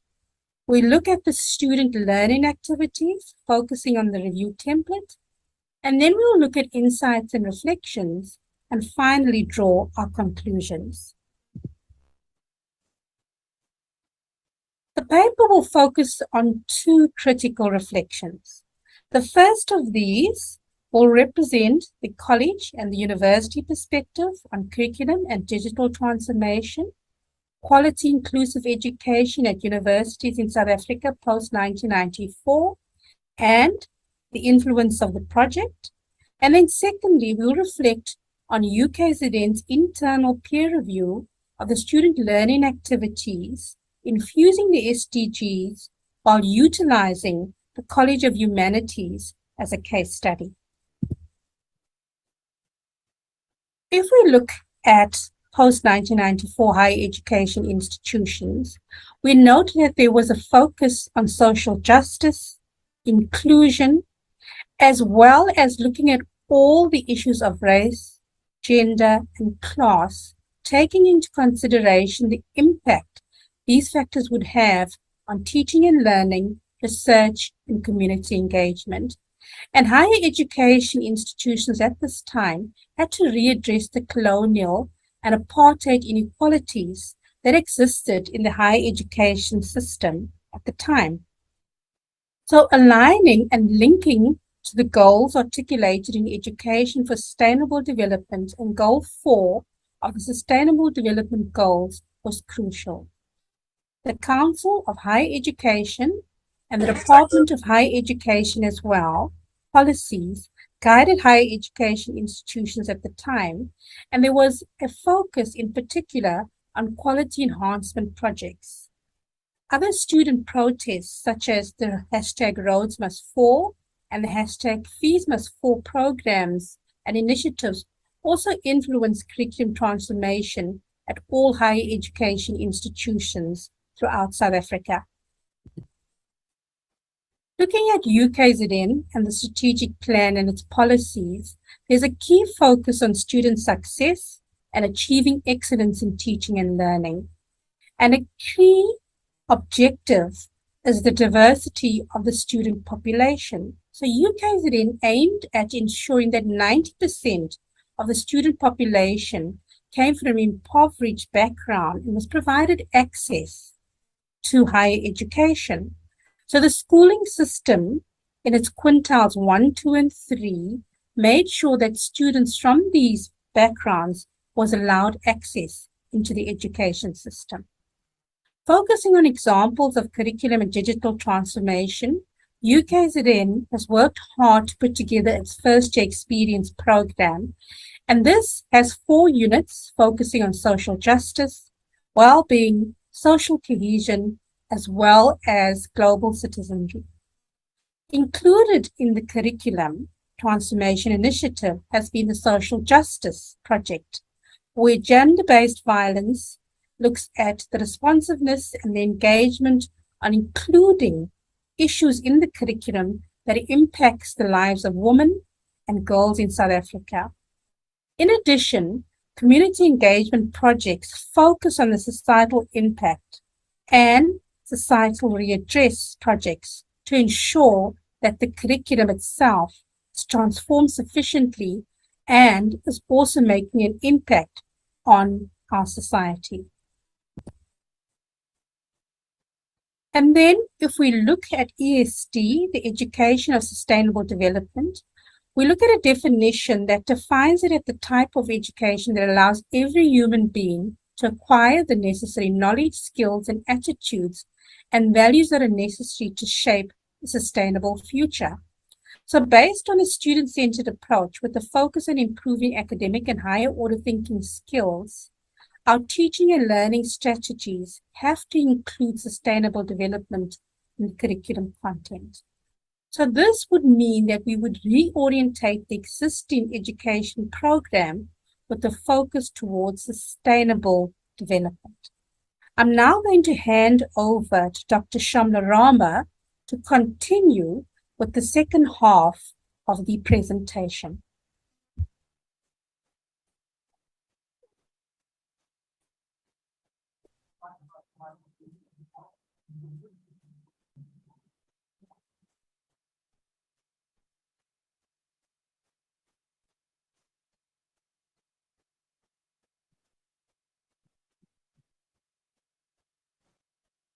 Thank you very much. So the POAT program that we are talking about is a collaboration between 4 institutions in South Africa, and UKZN being one. And this is a collaboration with the University of Crete and Frederick University. So POAT stands for Professionalizing Undergraduate Academic Teaching in Multiple Disciplines to Address Sustainable Development Goals project. And in line with ESD, the project provides capacity building workshops, resources, and opportunities to foster innovative pedagogical practices in the curricula infusing the SDGs.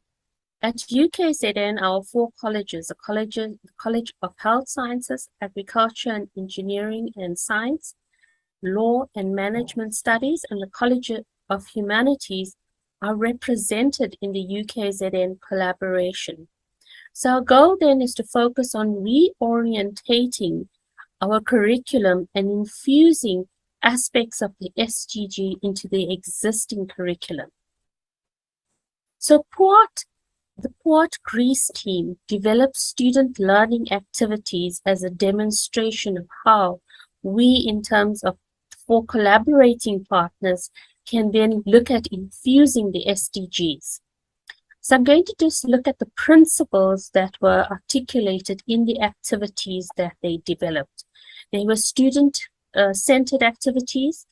It encouraged the use of multiple teaching and learning activities, focusing on values in education, inquiry, active learning, and future problem-solving skills, therefore encouraging students to become agents of social change in their own communities.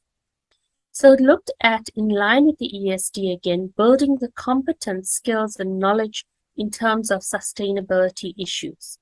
Embedded in this infusing of the SDGs was also the digital technology and pedagogy, which looked at building the competence and skills and the digital literacy of the students.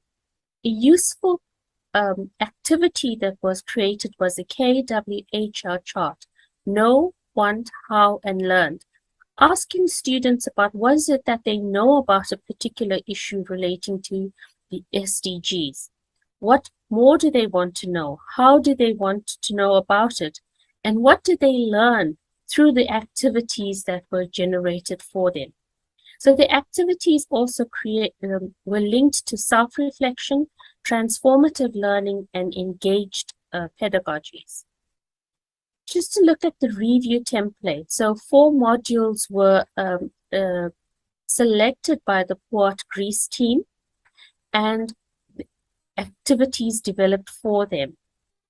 We were then given, in terms of the internal UKZN peer review, as well as to any collaborators participating on this project, a review template. It consisted of 2 tables. The first part of the table requested that the reviewer identify which of the 17 SDGs were integrated and infused in the student learning activity. You had to provide a justification as well as make a suggestion if others could be infused or if it need to be enhanced in terms of how it was infused.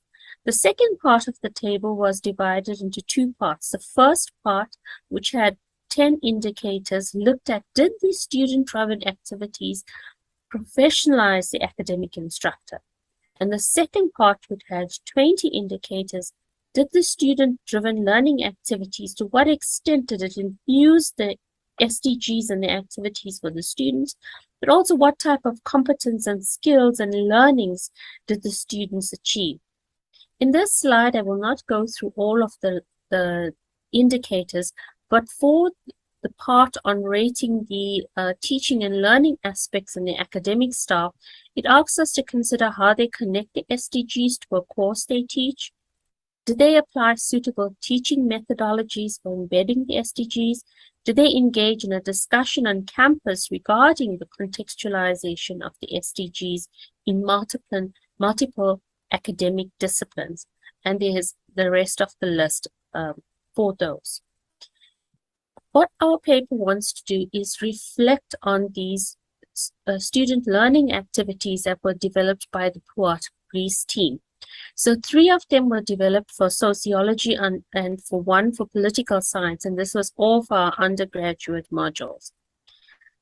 Firstly, some interesting teaching strategies are included, which we think would be extremely useful given the size of our classes. So in political science and sociology, the smallest class in first year, because we split across 2 campuses, can range from 600 students to 1,500 students. So some of the activities would be useful in the smaller tutorial spaces as opposed to the larger main classes. We were concerned about the overemphasis of the YouTube and other learning materials.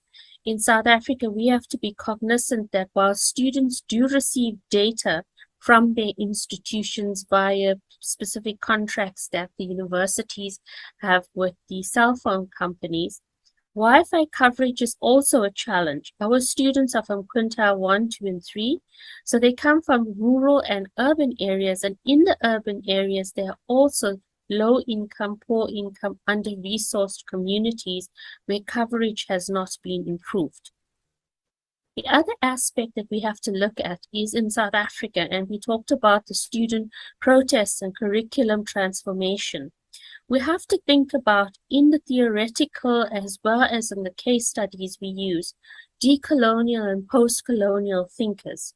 We also have to locate the examples that we use in Africa, South Africa, and the global South. This is a way in which we can enhance students' competence in terms of problem solving, as well as thinking about the problems in their local and community contexts. In terms of using the digital pedagogies and digital technologies, while this is useful, at UKZN, a number of our students also have various forms of disabilities. So how do we include them in these platforms that we are using and in some of the visual representations? If you use artwork, how do you then anticipate that somebody with the visual challenges will be able to see or at least imagine what's on that artwork in order to then participate in the learning activity? So the document also talks about learning activities, but does not then align to some of the technical aspects that we talk about in South Africa. So when we're looking at adopting and adapting from other contexts, we have to then see how does it relate to us. For example, what type of rubrics for marking do we use for assessments? Students are sometimes less likely to participate in an activity that's voluntary, whereas one that contributes to their class and their final marks is one where they will are compelled to participate. How are learning objectives? So we talk about learning objectives and learning outcomes in South Africa. And in the examples that we have, they talk about curriculum standards. How do we align these different technicalities and understandings of how we look at aspects within the module development? And then also, while the activities, the learning activities were really useful in guiding us in terms of thinking about a hybrid of approaches or multiple approaches to teaching and learning and the strategies and the pedagogies we use, there was no space for us to engage with, well, what are the skills and competence that the academics who are participating in this particular project, what are their learning outcomes, what are their activities, what knowledges, skills, and competence and teaching practices or philosophies will be engaged with to develop their understanding. So there's no tool in these particular documents that allow the academic instructor to self-reflect on their learning, shift in practice, and their self-development. Also, academic instructors will need to consider vertical and horizontal articulation. If you're infusing the SDGs in the undergraduate curriculum, what competence and skills are you wanting or learning outcomes for the first year? How are you building that into the second and to the third year? So you have to look at that articulation across the different years and including how Bloom's and the Solow taxonomy can be considered. In terms of our key findings, so we found that in the College of Humanities, the infusing of the SDGs in the curricula is implicit, varies between implicit to explicit. So it is our outcome then to look at how do we make it more implicit in the curricula. The developed student activities were invaluable demonstrations of reflexive student engagement and the adoption of digital technologies and pedagogies. What we thought could be improved was looking at the academic instructor. We cannot ignore the need to build the capacity and the competence of teaching staff in these modules. How do they recontextualize or adopt the teaching and learning strategies that are suited to their disciplinary learning outcomes and the attributes the students must realize on completing the modules and majors across the multiple disciplines? In conclusion, institutional context, disciplinary peculiarities, the student population, the higher education policy landscape, the National Higher Education Transformation Agenda post-1994, and the lived realities, complexities, and opportunities of people living in the Global South must be taken into consideration in infusing of the SDGs in curricula, in particular in the South African context. Such shifts must reinforce transformative, reflexive, engaged, and humanizing pedagogical approaches and practices. Thank you for listening to our presentation.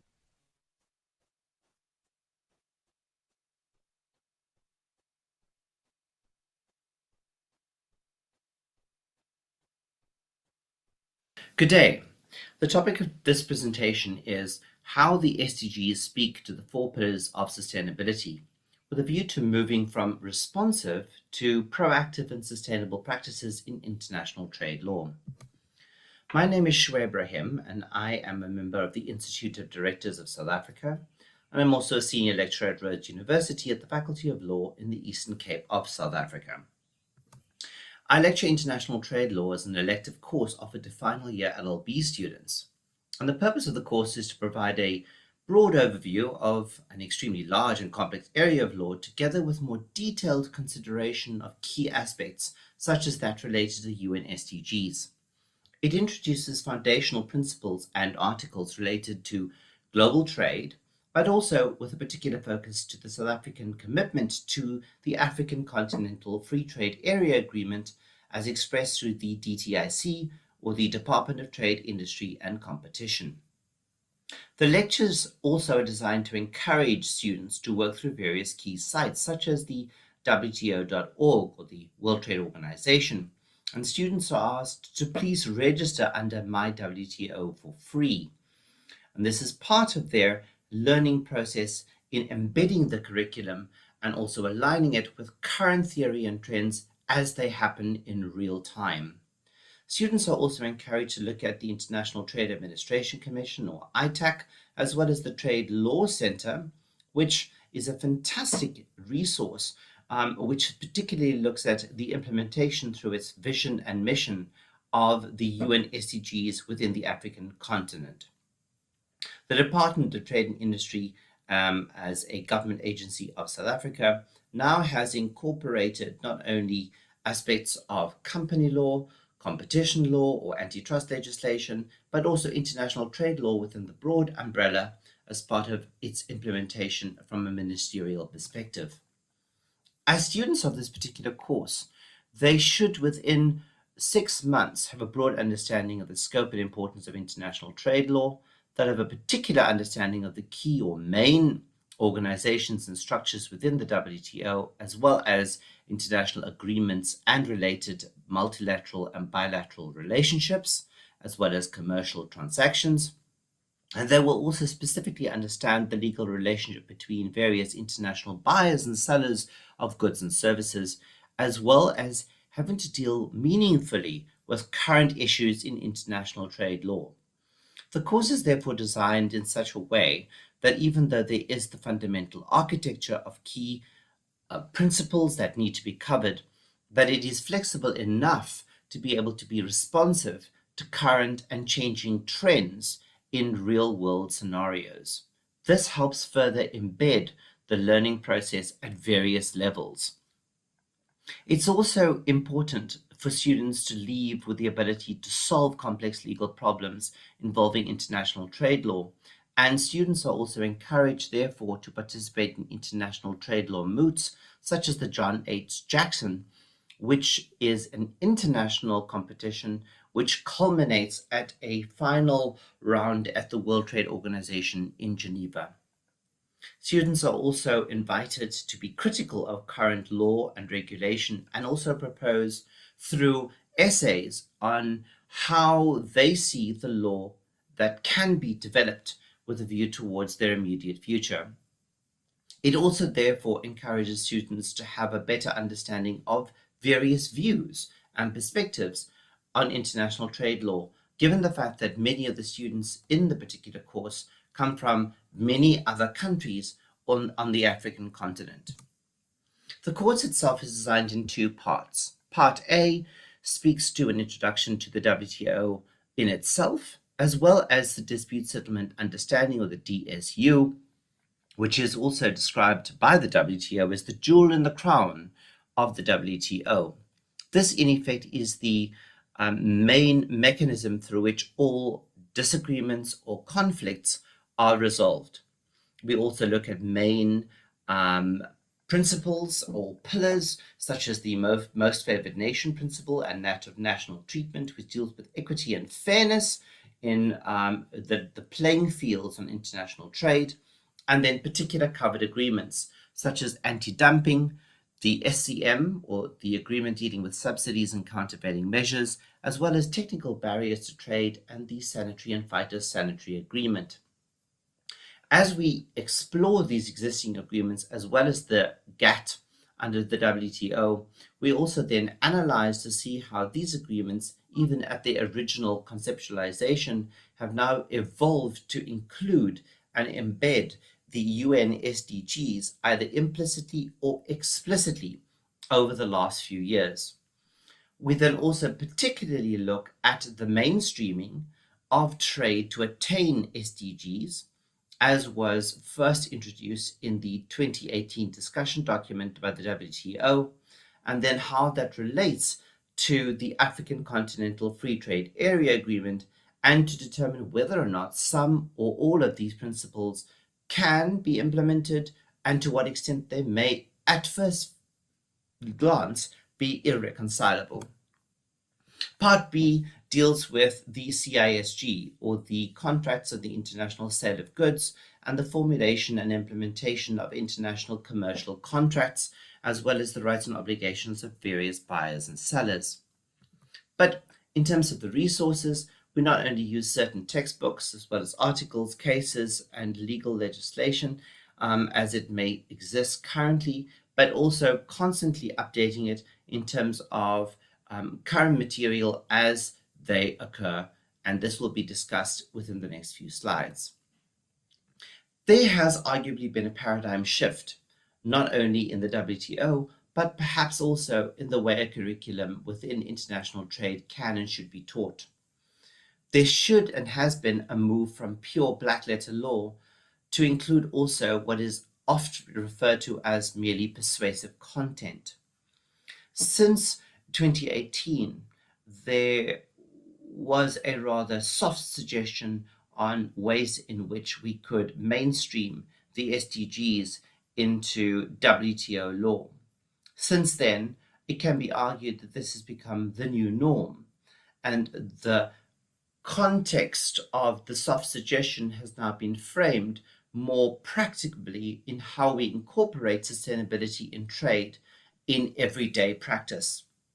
We see this now in various bilateral and multilateral agreements to establish net zero carbon emissions by 2050. Of course, the geopolitical shifts that have taken place since 2018 have arguably also moved towards a final push in this regard, from which I think the world arguably cannot move away. So I would pose the question, can one really teach this particular subject without teaching the pillars of sustainability theory? The key themes that I will touch on in order to address that particular question would be the moves in terms of COVID-19, the progressive steps made by COVAX, which of course have led to fundamental changes in terms of how we implement TRIPS and intellectual property related to the equitable access of COVID-19 vaccines. We will also look at global food security issues, particularly in light of the Russia-Ukrainian conflict. And then, of course, the move and rather aggressive move towards clean and renewable energy, the introduction of electric vehicles, the reclassification of nuclear power, and of course, the possibility and interesting proposals around energy islands as a solution for our global energy crisis. Well, the 4 pillars of sustainability have now arguably proposed that we move beyond simply people, planet, and profit to that of a look at the human, the social, the economic, and the environmental. Within those 4 pillars, however, I would ask, does this also imply that we move beyond simple human rights? Have we attained a fundamental understanding of what fundamental human rights are globally? And are we yet at a point where human rights have been achieved? 2, when it comes to the issue of the social, are we collectively doing enough? And then when it comes to the economic, has there been enough of a merge between international trade and economic law And finally, when it comes to the environmental, should we merely look at environmental legislation and regulation, or do we have to look at a far more nuanced approach even here? When it comes to the first pillar, that of the human, sustainable development is defined as that being the idea that human societies must live and meet their needs without compromising the ability of future generations to meet their own. And in 2011, as it was discussed then during a panel of the WTO and a public forum related to human rights and trade experts, they debated the context as to how human rights can be interwoven into the very fabric of international trading systems, such as the DSU and existing trade policy review mechanisms. The idea here was to discuss finding ways of synergy and coherence between human rights and trade law. In this particular area, the key focus that will be a repeating theme would always be examples of custom regulation, taxation, and the reduction of tariff barriers. This, of course, being key aspects relating to all trade review policy mechanisms and the implementation of domestic policies in each country. According to the then Sanya Reid-Smith, legal advisor of the Third World Network, said that trade policies can have a negative impact on the enjoyment of human rights, and that such as the impact of farming subsidies in developed countries, on the right to food in developing countries, and even adverse impacts on the right to health and trade-related intellectual property rights. Even though this was said as early as 2011, it was almost a foreshadowing of where we would be in 2022.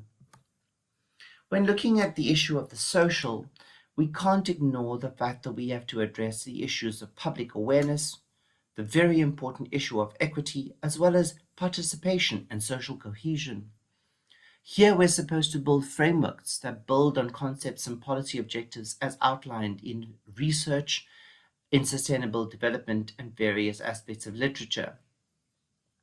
We know that the SDGs, often referred to as the global goals, were adopted by 193 members in 2015, and that these goals are arguably deeply ambitious and very comprehensive. However, as early as 2019, the UN Secretary General Antonio Guterres, in his speech dealing with global goals at the summit on 24 September of that year, stated that we are far from where we need to be. We are off track, and we must step up our efforts. And here there was a call for the global action to achieve and deliver the SDGs by 2030. However, research now shows that in spite of all the efforts by the UN and even member states, the majority of people around the world remain largely unaware of the SDGs, either at all or in particular, and therefore there is not adequate awareness and support effective enough to achieve these goals. When it comes to the issue of the economic, it is argued that profit cannot trump the other two pillars.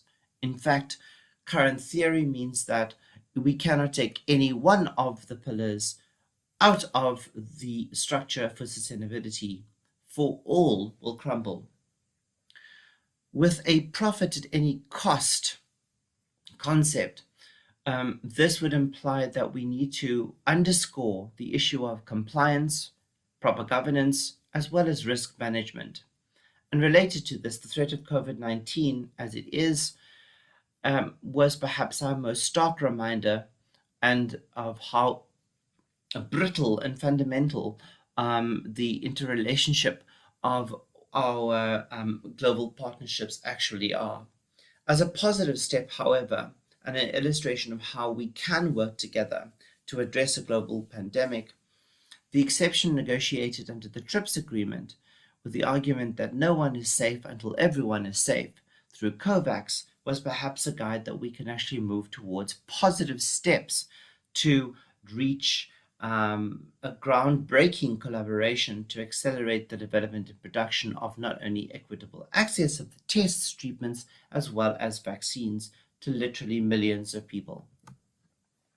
When it comes to the environmental, we cannot simply look at laws and regulations and other policy mechanisms.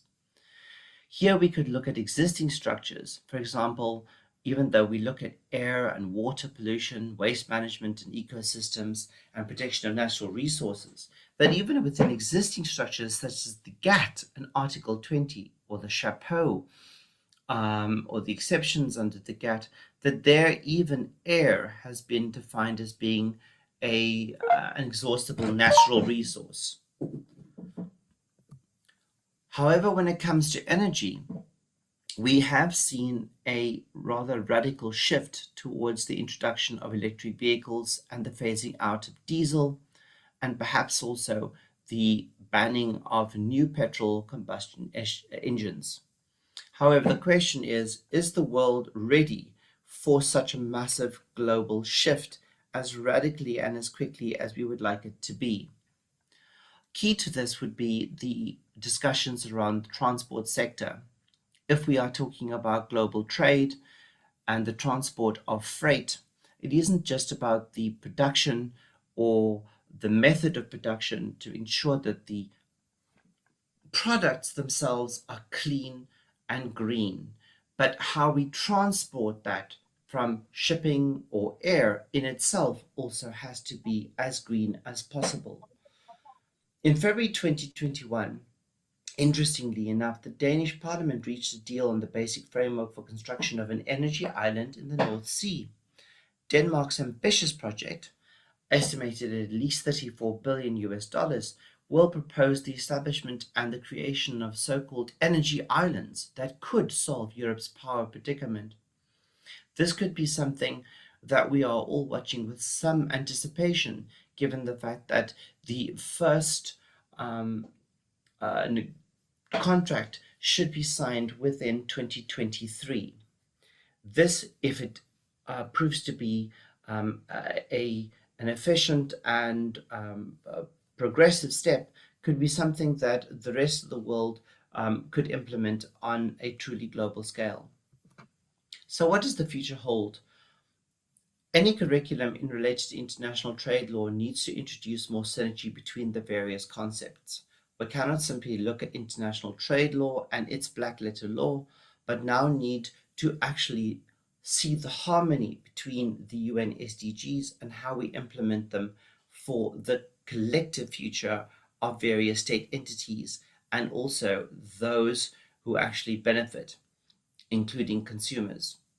Trade and economic law increasingly is geared towards pragmatic solutions to attain the SDGs. There's therefore a global shift from SDGs as a so-called soft issue to that of being fundamental to economic and social well-being imperatives.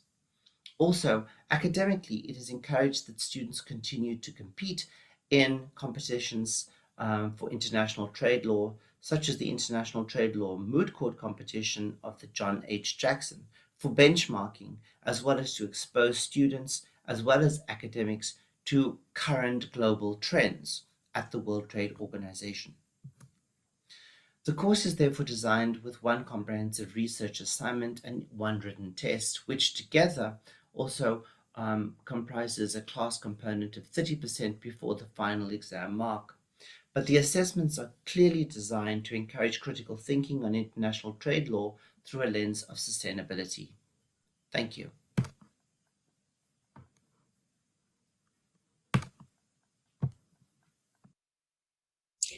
Hello, everyone. My name is Joanne Forster, and I work at the Center for Higher Education Research, Teaching and Learning at Rhodes University. This presentation I prepared with my colleague Lynn Quinn, the presentation is entitled Structure, Culture and Agency in Embedding SDGs into the Curriculum, the case of Rhodes University. So embedding SDGs into higher education curricula is not a simple matter. And this is because universities are complex social institutions staffed by academics whose main focus is research and teaching in their disciplines. And this focus may or may not include sustainability or SDGs. However, universities are not only in society, they are also of society, as Lighton Cox noted back in 2001. And society's challenges and concerns are very often shared by higher education institutions. The field of curriculum making is shaped by values, beliefs, and ideologies. And these are related to the purpose, or the purposes rather, of higher education, the nature of knowledge, the nature of disciplines and professions, and the nature of teaching and learning, and so on. And in South Africa, one of the concerns of curriculum development has been that curricula should be responsive, responsive to the needs of students and responsive to the needs of the economy, the society, and also to culture. As curriculum is the structural vehicle through which SDGs can be embedded into higher education. I want to talk very briefly about a social theory which we use to understand the social world. And this is Margaret Archer's social realism. Normally, this theory is used to understand big social structures, but we've also found it useful to examine the social structure of a university and also the various structures embedded within the university. So Archer's social realism is a theory of social change, and it is underpinned by a critical realist philosophy that posits a layered conception of reality or a layered ontology. So Bhaskar, who originated this theory, argues that reality consists of 3 layers, and he calls these the empirical, the actual, and the real. And he argues that events in the world, which he calls the actual, come about through structures and mechanisms that operate at the level of the real. And sometimes events that emerge from the level of the real are experienced at the level of the empirical. And these experiences are often the way we observe and, as I say, experience the world through our sense data. And a social realist understanding of the world, of the social world, also views society as layered. And these layers are structure or structures, culture, and agency. And in particular, we are using Margaret Archer's conceptions of structure, culture, and agency. So Archer argues that structures are material resources that distribute material goods, differentially, of course, because society is unequal. And there are various levels of structure. We have big social systems such as, the world's economic system, educational systems, systems of government. There are also social systems and societal organization or organizations that emerge from conceptions of race, class, and gender, for example. And then there are organizational structures. At the international level, we have the United Nations that has championed SDGs. And then we have got governments of nation states. And these governments often devise plans for their future. And in the case of South Africa, our government developed the National Development Plan 2030. And the National Development Plan also takes account of the Agenda 2063, designed or developed by the African Union, which is aligned to the UN's SDGs. Culture is another domain of the social world, and structures are underpinned by culture. By culture, Archer means ideas, values, beliefs, ideologies, and theories that are held by people. So the UN's Sustainable Development Goals, the goals of Africa 2063, and the National Development Goals that underpin our National Development Plan all contain ideas based on values, beliefs, and ideologies and theories. And these all form part of what can be termed the cultural system. And universities share societal concerns, and they are responsive, in many cases, to the concerns of society. The goals in the National Development Plan, the Sustainable Development Goals, the goals of Africa 63, are all concerns of society or societies in Africa and South Africa. And therefore, these will have implications for universities and how they understand their roles. Of course, structure and culture cannot exist and cannot be changed without people. So this next section is going to be about agency. Agency is complex, but for the purposes of this paper, it is the ability of people to act voluntarily.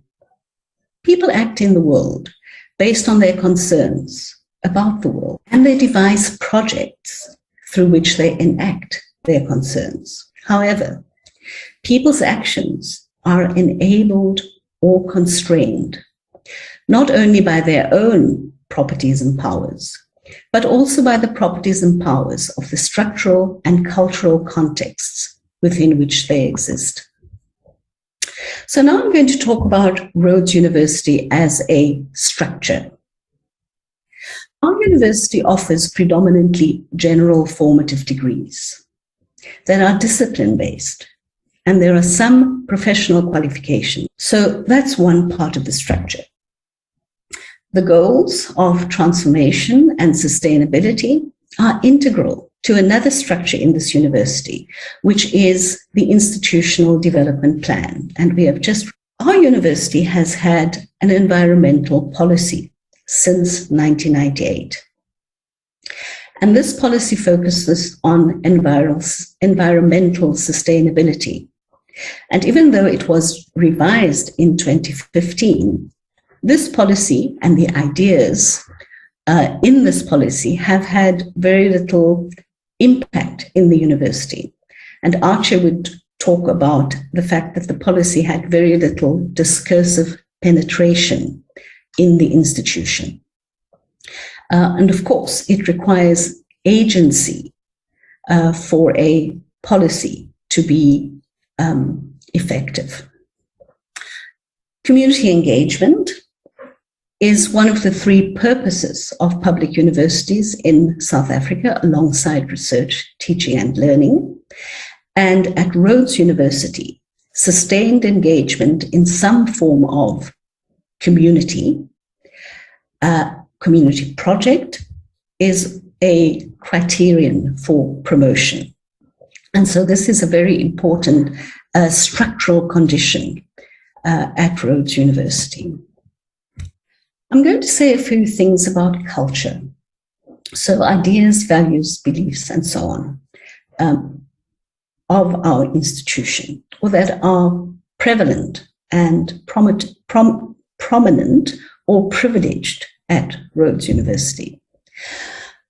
Our institution, like most institutions in South Africa, are, or rather is, and has been animated by the goal of transformation. All institutions in South Africa, or South Africa as a whole, has had to transform from its apartheid past to the new democratic dispensation. The notion of transformation, of course, like all ideas, is interpreted in different ways, and its meaning changes over time. And for Rhodes University, transformation initially meant effecting changes in the demographic profile of staff and students. So in terms of students, the university endeavored to shift its predominantly white middle-class student population to include many more Black and economically and socially disadvantaged students. And so this has brought about particular challenges for the institution. And so another goal of transformation at our institution is about ensuring quality education for all, one of the important SDGs. And this is because there's a big articulation gap between school and university. And so many academics in our institution and in other universities in South Africa focus on and spend their energies on and design their curricula in ways that they hope will achieve quality education for the majority of our students. Another cultural item, an idea that's important for our institution is sustainability. And as I noted earlier, it is a key idea in our new institutional development plan. And alongside transformation then, sustainability is key. Not only the sustainability of the university, but also the institution's engagement with the Sustainable Development Goals. The university sees itself as contributing to the public good, primarily through community engagement. And one way of doing this in the academic domain is through service learning. Academic autonomy is, of course, another institutional value. And what this means is that individual academics have the right to decide how they're going to be spending their research time, as well as what they want to teach and how they want to teach it. In this slide, I'm talking about the role of agency in embedding SDGs. In the previous slide, I spoke about academic autonomy. And so the embedding of SDGs is dependent on the agency of individual academics. And a number of academics at Rhodes University value sustainability and have made it a personal project. So they embed SDGs in their curricula, either explicitly or implicitly. And they have sought opportunities to provide their students with real-world experiences to explore the importance of sustainability and the SDGs. Next, I'm going to talk about disciplines as vehicles or structures for promoting SDGs in the university. So as noted, disciplinary curricula are structures to develop students' knowledge of and to facilitate an orientation towards sustainability. But this is not straightforward either, because it is easier to do so in some disciplines than in others. And this is because disciplines have particular knowledge structures. So in disciplines that have hierarchical knowledge structures, and these are disciplines that build knowledge systematically and that integrate and subsume knowledge so that more and more things in the world or phenomena can be explained by ever more sophisticated theories. And the idea is to develop the smallest number of theories to explain the biggest number of phenomena in the world. And in terms of curricula then, in these disciplines, what that means is that students have to build knowledge, foundational knowledge, systematically before they can be introduced to the more complex ideas and procedures in their fields. And very often, at the lower levels, at the undergraduate levels, the relationship between disciplinary knowledge and things, objects in the real world are not so obvious. It's easier in disciplines in the humanities and social sciences that have what is called horizontal knowledge structures. And in these disciplines, normally the relationship between the knowledge taught and the real world is fairly obvious. This is also the case in professional fields that are often made up of a combination of knowledge areas with hierarchical and horizontal knowledge structures. So at Rhodes University then, it is no accident that the disciplines in which SDGs have been infused include disciplines such as anthropology, chemistry, economics, education, and so on.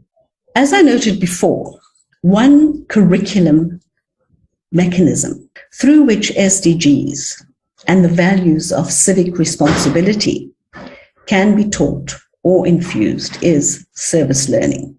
Service learning has been used as a pedagogic strategy at Rhodes University for about 15 years or even longer.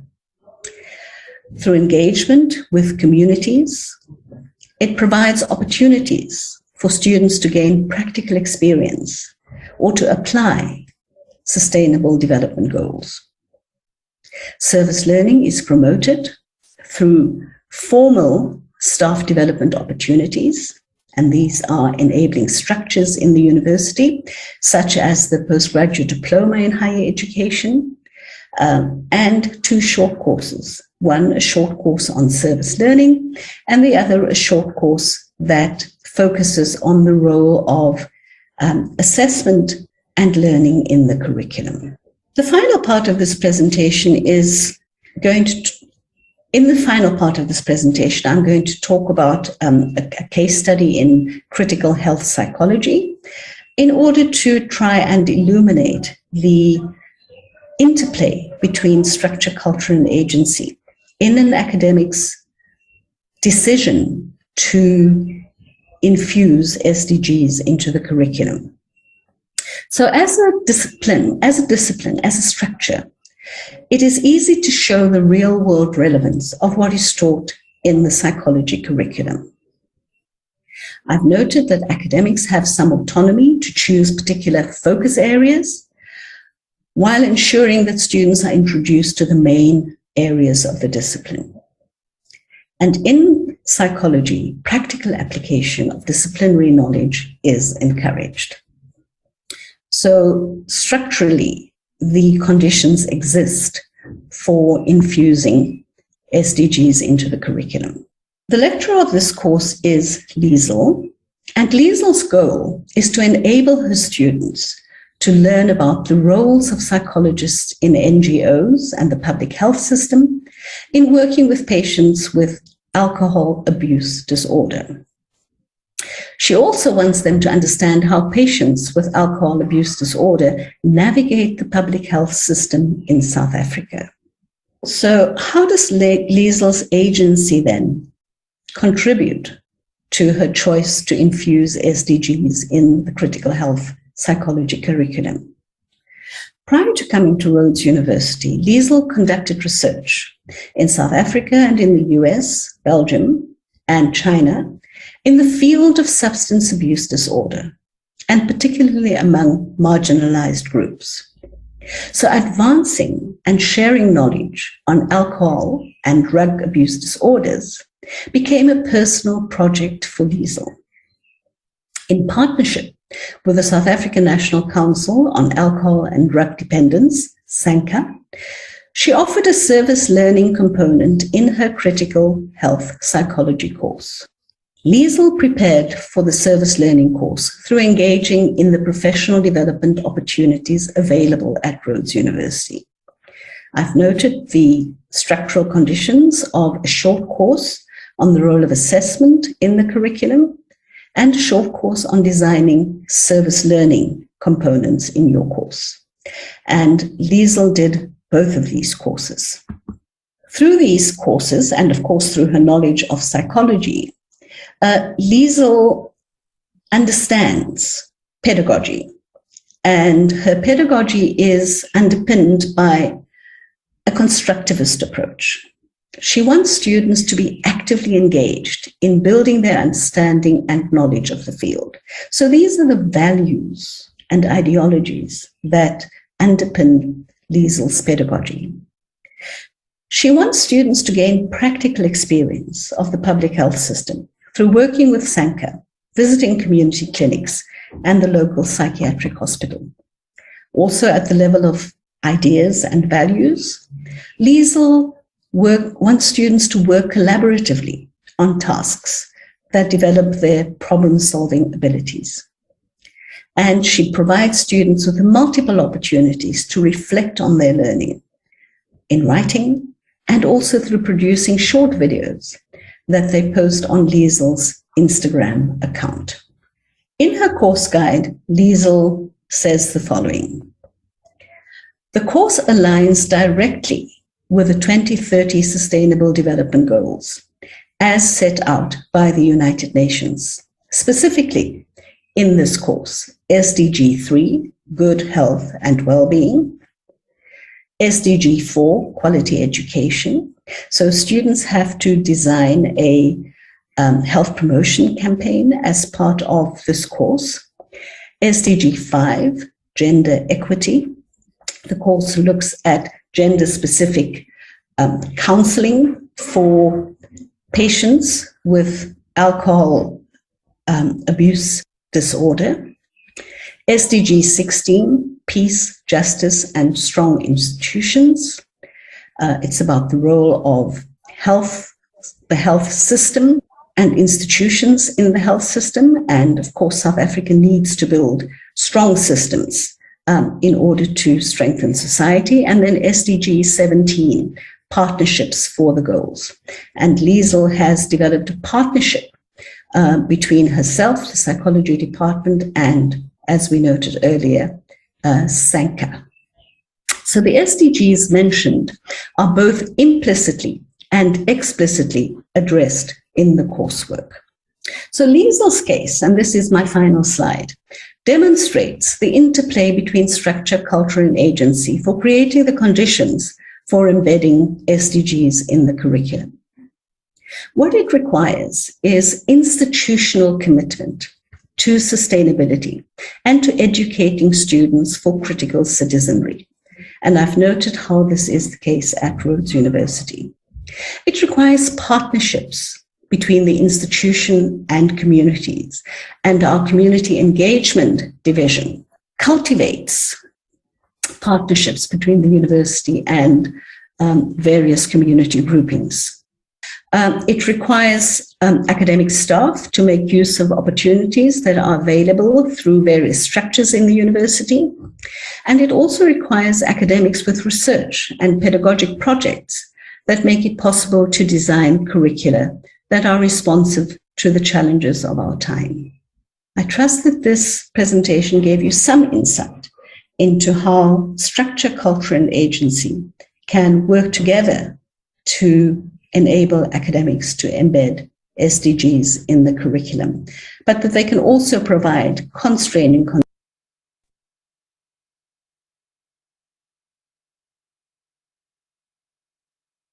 Good day, colleagues.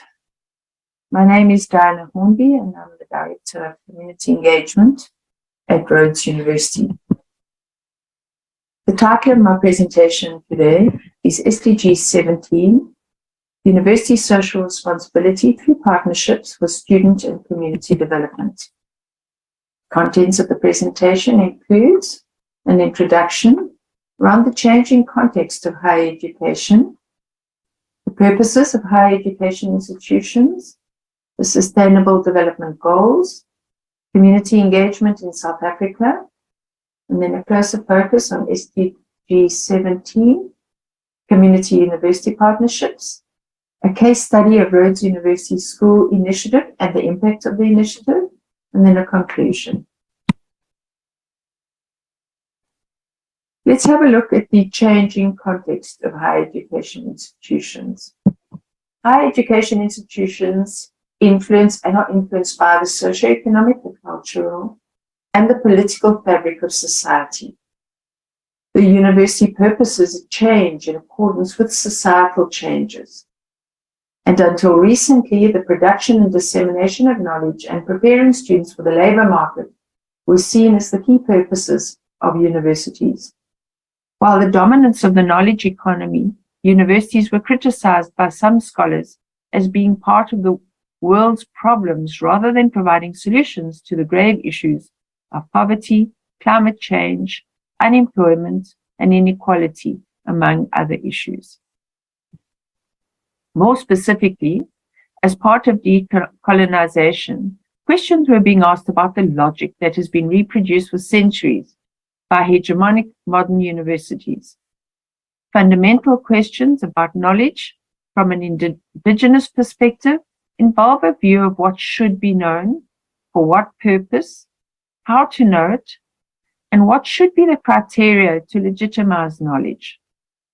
What is required is a radical transformation in structure and university culture, not just a change in curriculum content.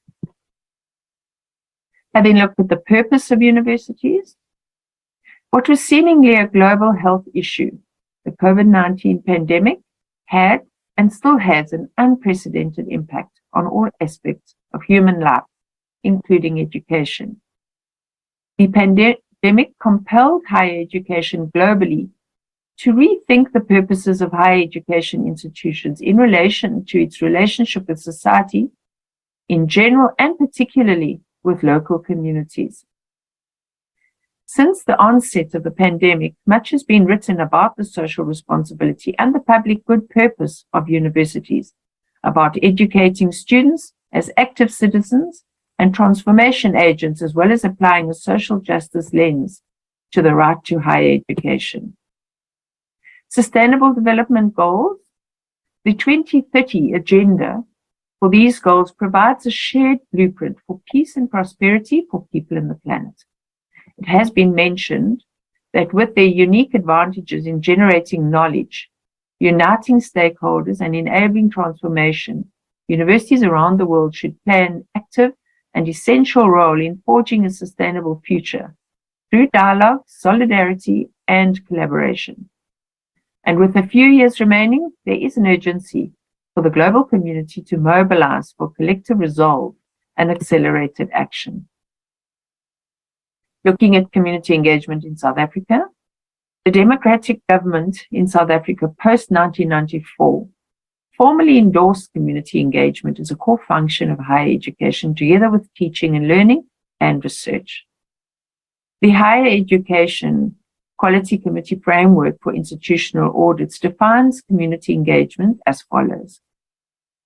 It's the initiatives and processes through which the expertise of the institution in the areas of teaching and research are applied to address issues relevant to the community.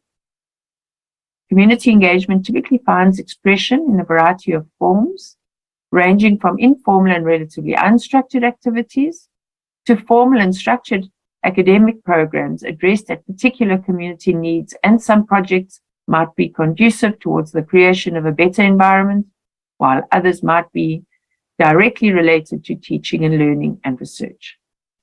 So universities are required to contribute to the social and economic development of communities and to promote the social and civic responsibility of students.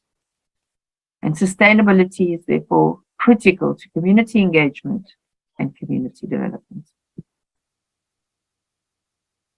A number of definitions highlight the relationship between the various stakeholders in community engagement, which is directly related and relevant for SDG 17.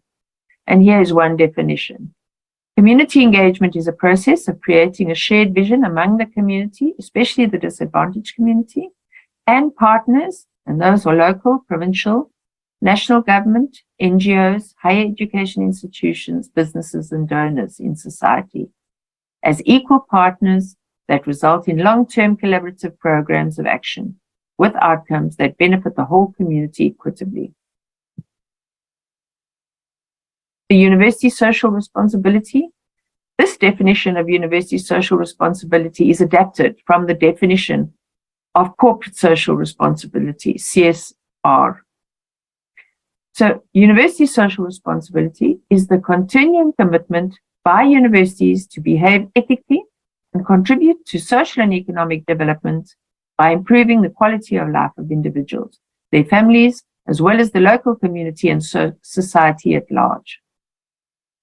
Universities also have the responsibility to inculcate social responsibility in students and community engagement is one of the platforms for universities to enact their social responsibility roles to students and communities.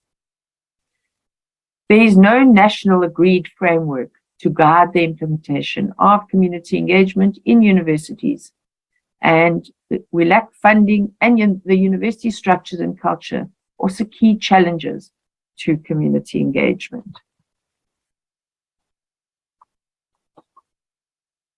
Coming closer and looking at the SDG 17 in particular, and community university partnerships, Goal 17 is to strengthen the means of implementation and revitalize the global partnership for sustainable development.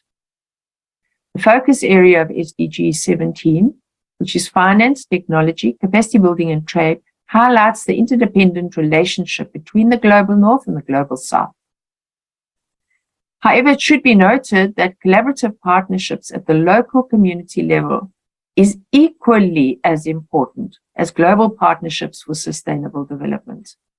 The important aspects of SDG 17 at the local community level is that it focuses on multi-stakeholder partnerships to encourage and promote effective public-private civil society partnerships and building on the experience and resourcing strategy of partnerships. Having a look at Rhodes University Community Engagement Division, it was established in 2008 in response to the White Paper on Transformation of Higher Education, published in 1997.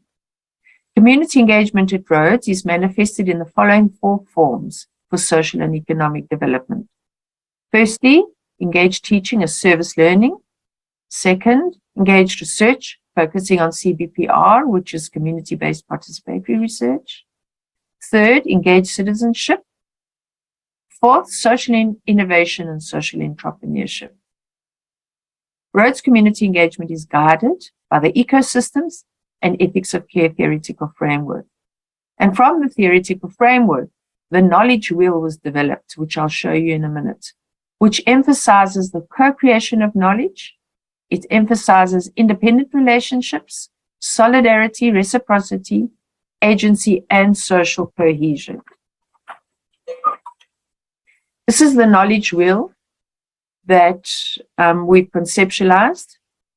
It shows the interdependent relationship between the 3 core functions of the university, and you'll see them highlighted in yellow, which are teaching, community engagement, and research.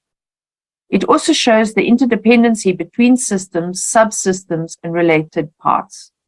And this we will use as a repository to show all the knowledge generated in the university and make it more accessible to the public. Looking at SDG 17 and how we've actioned it through the Rhodes University Schools Initiative. In 2015, Vice-Chancellor Professor Sizwe Mabuzela committed to address the challenges of young people and build a more inclusive city of Makanda. This he did at his inauguration, a time when he repositioned the university by saying, we are not only geographically located in the city, but we are of and for the city.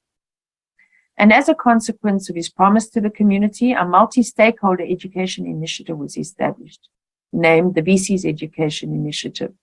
This was a multi-stakeholder partnership with schools collaborating with non-government organizations, government organizations, the university, the academics, and the students. And it was it is a very rich multi-stakeholder partnership.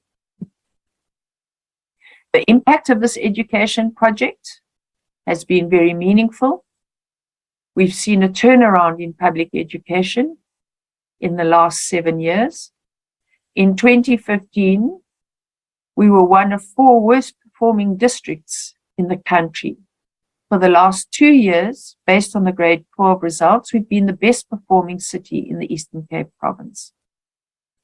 We're very interested in quality passes, not just passes for grade 12.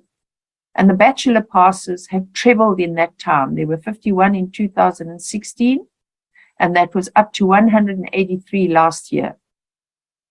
We are noticing there's a lower school dropout rate. Also, access to tertiary education, in particular roads. 11 students came from our no-fee public schools in 2012. And this is up to over 120 this year, so we can see the progress in that area. The social capital of our students at Rhodes has been used in the programs, and 470 students work weekly in the schools currently. And we calculated that over the past 5 years, 4,426 students have worked in the education sector, making a meaningful contribution to see the kind of change we have seen. So in conclusion, working together across local community cultures for common goals is just as important as forging global networks for sustainable development.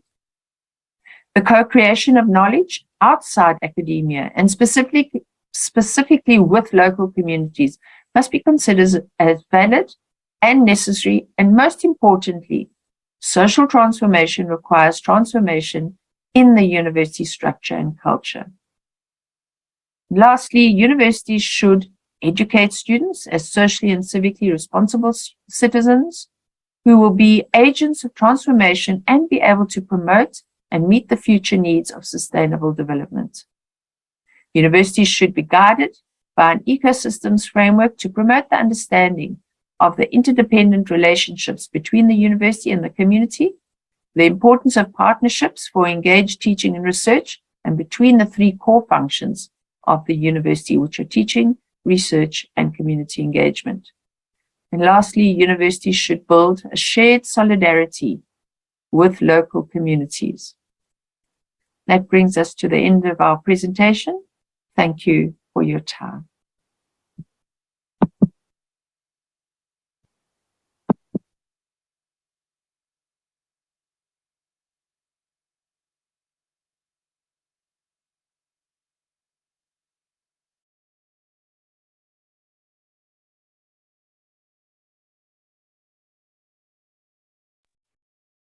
Thank you very much for all the very motivating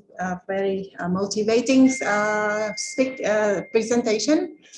Any questions and comments from our participants here?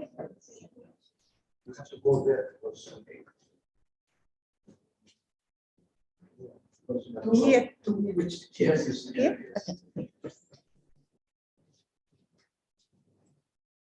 Okay. Thank you very much for the opportunity. I think we have similar program with you in South Africa regarding the community engagement by students as well as lecturers. What I would like to know is that how is the support from government, especially in regard to the promotion of lecturer for their career. That's one. The second question is that how you assess the success of the engagement. Is there any way to assess for assessment on that project? Thank you very much.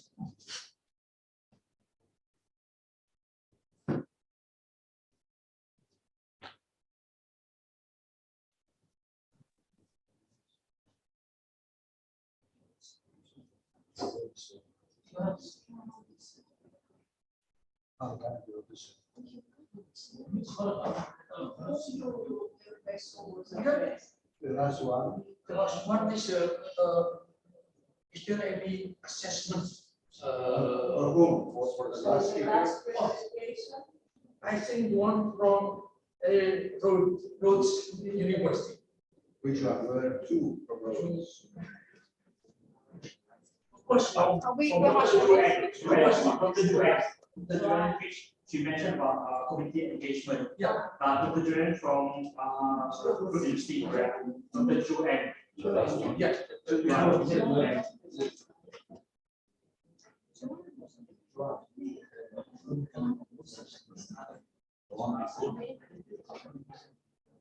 Yeah,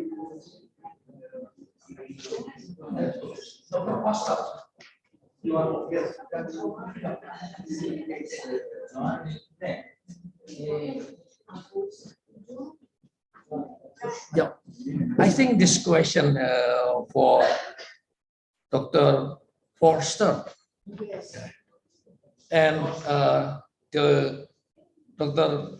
Diana Horn is put two presenter mention about this one.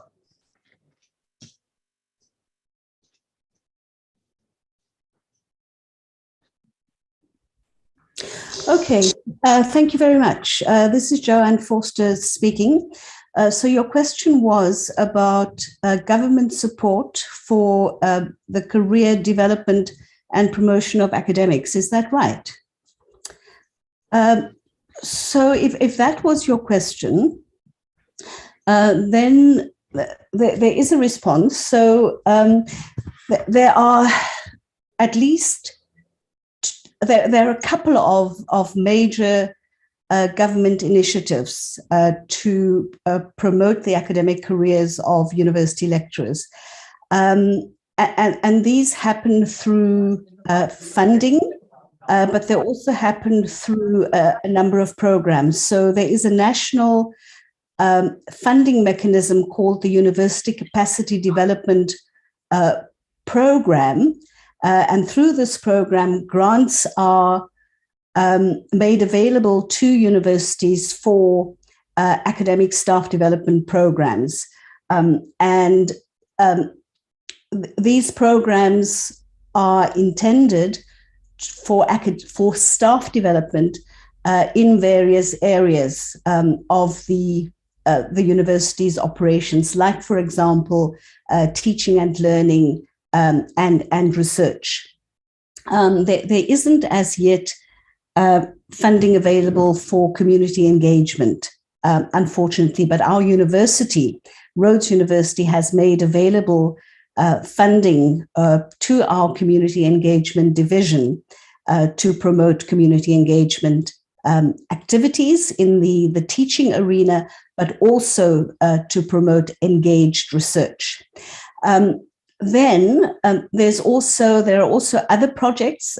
For example, there is a national project called the Next Generation of Academics, a Next Generation of Academics program, and this is funded by the government, and it's particularly for new academics coming into the system, enabling them to complete their PhDs and do courses related to teaching development and to give them time for research development. And this is a program to which an academic is, in a sense, contracted for about 6 years. And there are others, but for the moment, let me just stop there. Unfortunately, our colleague Di Hornby can't be here today, but I can just say that the success of community engagement at Rhodes University is evaluated in a number of ways. So we look at the number of students who participate in community engagement every year. We also look at the number of students who participate across years, from first year to when they leave the university. And then we look at community partners, and the extent to which they remain involved in the partnership project, and the extent to which they commit their resources and their time to these partnerships. So these are just some of the ways in which we assess the success of a community engagement partnership. Thank you.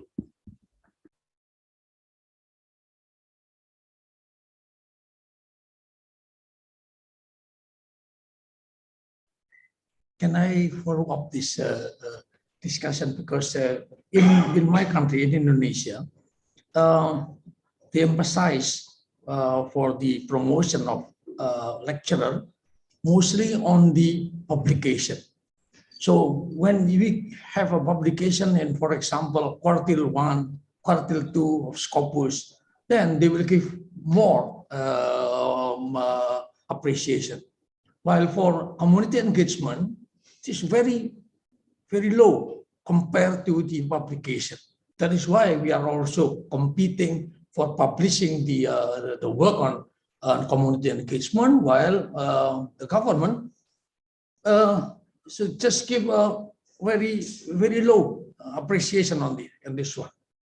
And also for the success of the community engagement, we always have the pre-data, so before the engagement and 1 year after the engagement. So we follow this one for 5 years to be able to see whether the community really benefited by the engagement of the student, and also the student also give we give the student like a survey, a questionnaire, so they can answer whether they got benefited from the community engagement. So I think maybe later I may discuss with you. I will ask Professor Makrakis your contact through email for further discussion, which is really interesting for me, especially because we have almost similar with engagement, 3 pillars of education, education, research, and the other one is engagement, community engagement, and student community engagement, cover 3 of these pillars. Thank you very much. Let's have the next question.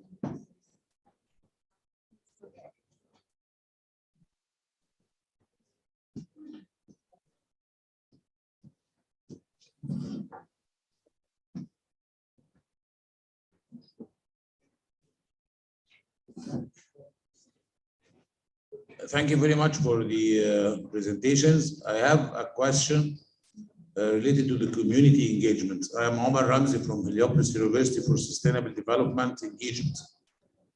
In each semester, we select, like in the Faculty of Business, for example, and in each faculty as well, some courses that will be visited by the students and their instructors for the community engagement. And the students, when they go there with their instructors, they spend like 3 or 4 days with the community in some villages in one of the disprivileged governorates in Egypt. So students, when they go there, they miss classes, other classes than the classes that they are assigned into in the community engagement. There are other running classes that they don't attend because they are with their instructors in the community. So I want to just share with you your experience. I want to learn from you. For the missing classes, do you have like this problem if they spend 2 or 3 days in the community and there are still other running classes? How do they compensate them? Because honestly, we do have this problem, and the only way that we identified as a solution that we can record the other classes and they can just watch it again later on, but still, of course, it's not the same value like if they were attending the class physically. So this is the first question. The second question is that some students, they want to go, but they cannot take their parents' permission to go, particularly females, which is another issue because the community engagement is an activity that is graded. So we struggle when it comes to the parental approval, and their parents, they are really against it. They don't want their girls or their daughters, I mean, to stay overnight for like 3 or 4 days. So do you face the same problem as well? Thank you very much.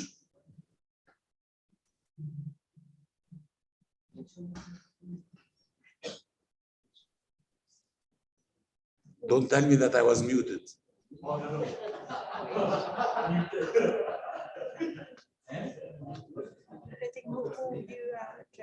The same presenter.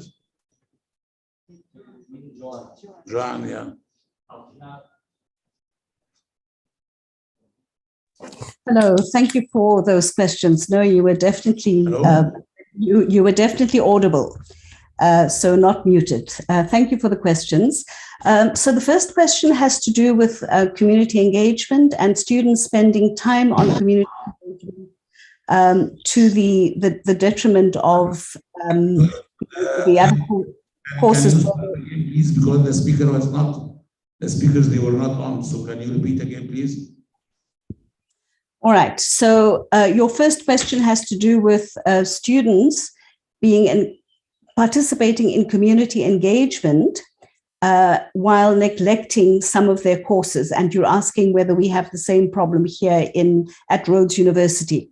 At our particular university, we don't have that problem because we insist that students do their community engagement activities when they don't have regular classes. So we don't have that particular problem. However, and then the other thing also to say about our university is that we are in a small town, and so and most of the communities and the partners that we work with are located in the town. So it takes students about, I don't know, anything from 5 minutes to 15 minutes to get to their community site.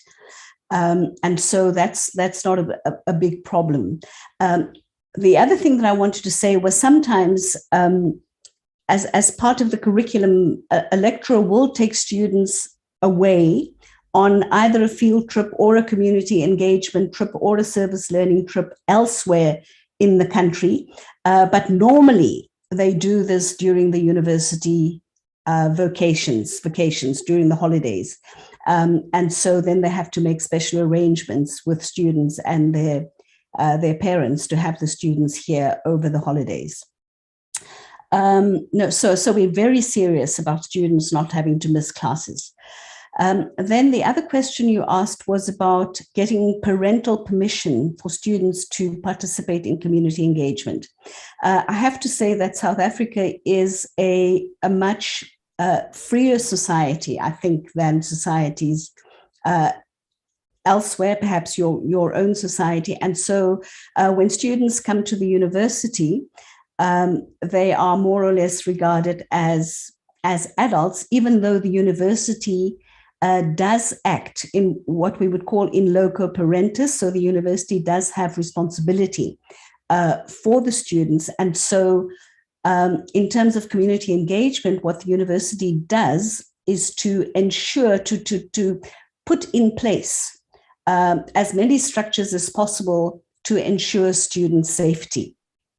So in other words, the community partners are very carefully chosen. When students go to the community sites, there is somebody who is in charge and to make sure that students are safe. The partners are chosen very carefully, and so we are really careful about how we arrange the community engagement. But again, that is possible. All of that is possible because we are a small university located in a small town, and the university partners and the community partners, we all know each other very well, and so there is a mutually, can I say, responsible or responsive relationship between the university partners and the community partners. Thank you. Thank you very much. Thank you. Let's have the next question from Professor Mia.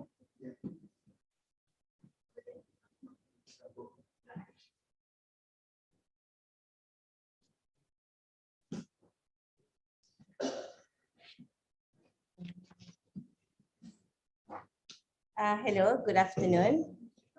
My question is about service learning, which is, I think, from the same speaker, about the service learning.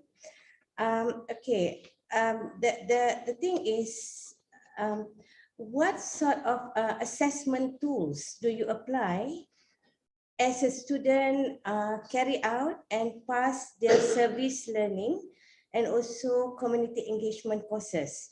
Because from our experience, when the students go out into the community, it involves a lot of logistics, a lot of challenges. So do you still use the same assessment tool, meaning they will get like this grading A, B, and so on? Or is it only a pass-fail kind of things? But of course, students, given, I think for service learning, students put in a lot of extra effort. Of course, they would want to be rewarded accordingly. So we always have this kind of tension between acknowledging their effort and also seeing that they have actually, perhaps, in our opinion, produced a good, results. So if you can share with us, I would really appreciate it. Thank you very much.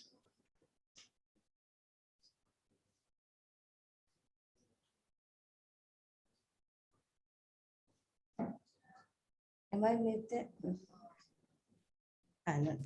Yes, I could hear your questions. Can I just also ask whoever is hosting the session if you could also unmute Shuaib Rahim, who is also on this Zoom meeting at the moment, because he may also want to respond. He's my other colleague from Rhodes University who presented on his law course. But I can respond to your question about assessment in service learning. So the way we understand service learning here in South Africa is that it is a sort of mutually beneficial agreement between academics and the community. And the idea is that together, the academic and the community partner decide on a project that the students will do in the community as part of their coursework that will benefit the community partner, but from which the students will also learn. So the idea is that the students will learn from the community partner and the community partner will learn from the students. Now, because it is curriculum focused, it has to be assessed. And so students do get their regular grades for the assessment. And the assessment differs depending on, what kind of a course it is. So in many courses, also what happens in the service learning course. So what academics try to do with service learning is to see how students relate the theory that they do in the classroom to real world conditions that they then encounter when they do their service learning project. So in a sense, what the lecturers want to do is for the students to see whether the theory applies to the real world context or whether the theory causes them, or whether their experience in the community leads them, that is the students, to question and critique the theory. And so it's a way of getting the students to also think about the relationship between theory and practice. And very often the assessment is about the extent to which their experience in the community could be related to or enabled them to critique or question and then expand the theoretical approach followed in the course. And then also in many courses, students do reflective diaries based on their community engagement experience. And in some courses, they do projects. For example, they would help a community partner to design an educational tool to help the community project educate the community about whatever it is that they do. And this could be in many forms. It could be posters, it could be a website that they design in collaboration with the community partner, or it could be a social media campaign. So there's a whole host of different things that students can do as part of the assessment. Yes, and they do get their regular grades because they have to take this seriously. And then just very briefly, in terms of assessment for community engagement, you know, the community engagement isn't really assessed as such, because it's something that students do in their free time, and it is about teaching them civic responsibility rather than being part of their curriculum. It is only when the community engagement is linked to a service learning course that there is a formal assessment. Does this make sense? Yeah, thank you very much. All right, thank you.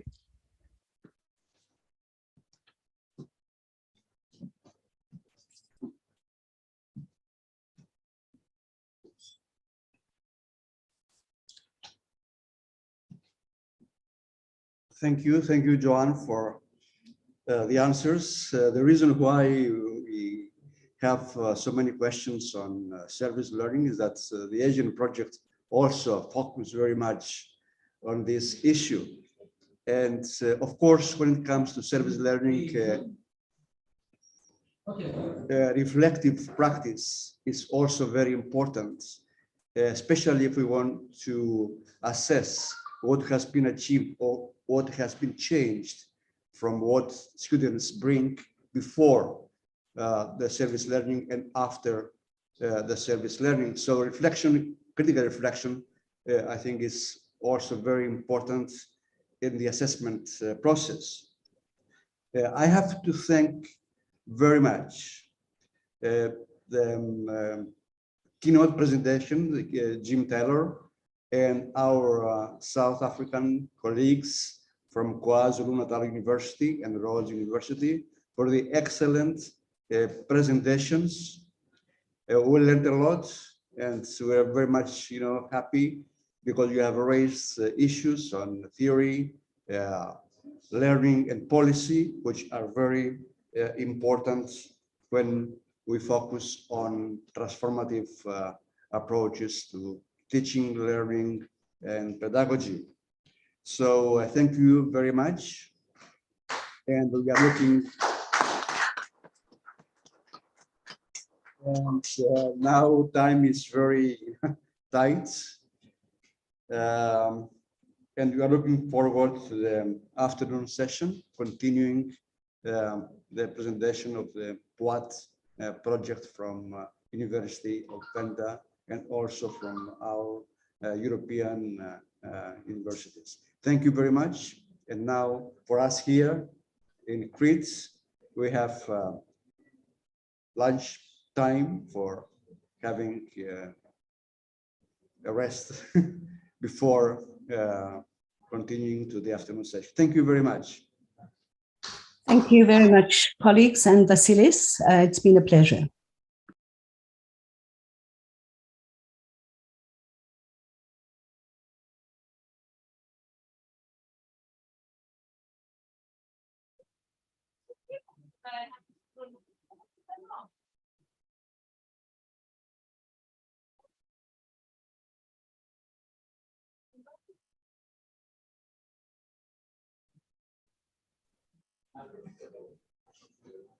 Thank you very much for all of very exciting presentation. And I think there could be no more question and comment. So let's have break for lunch and continues for the afternoon section. Thank you.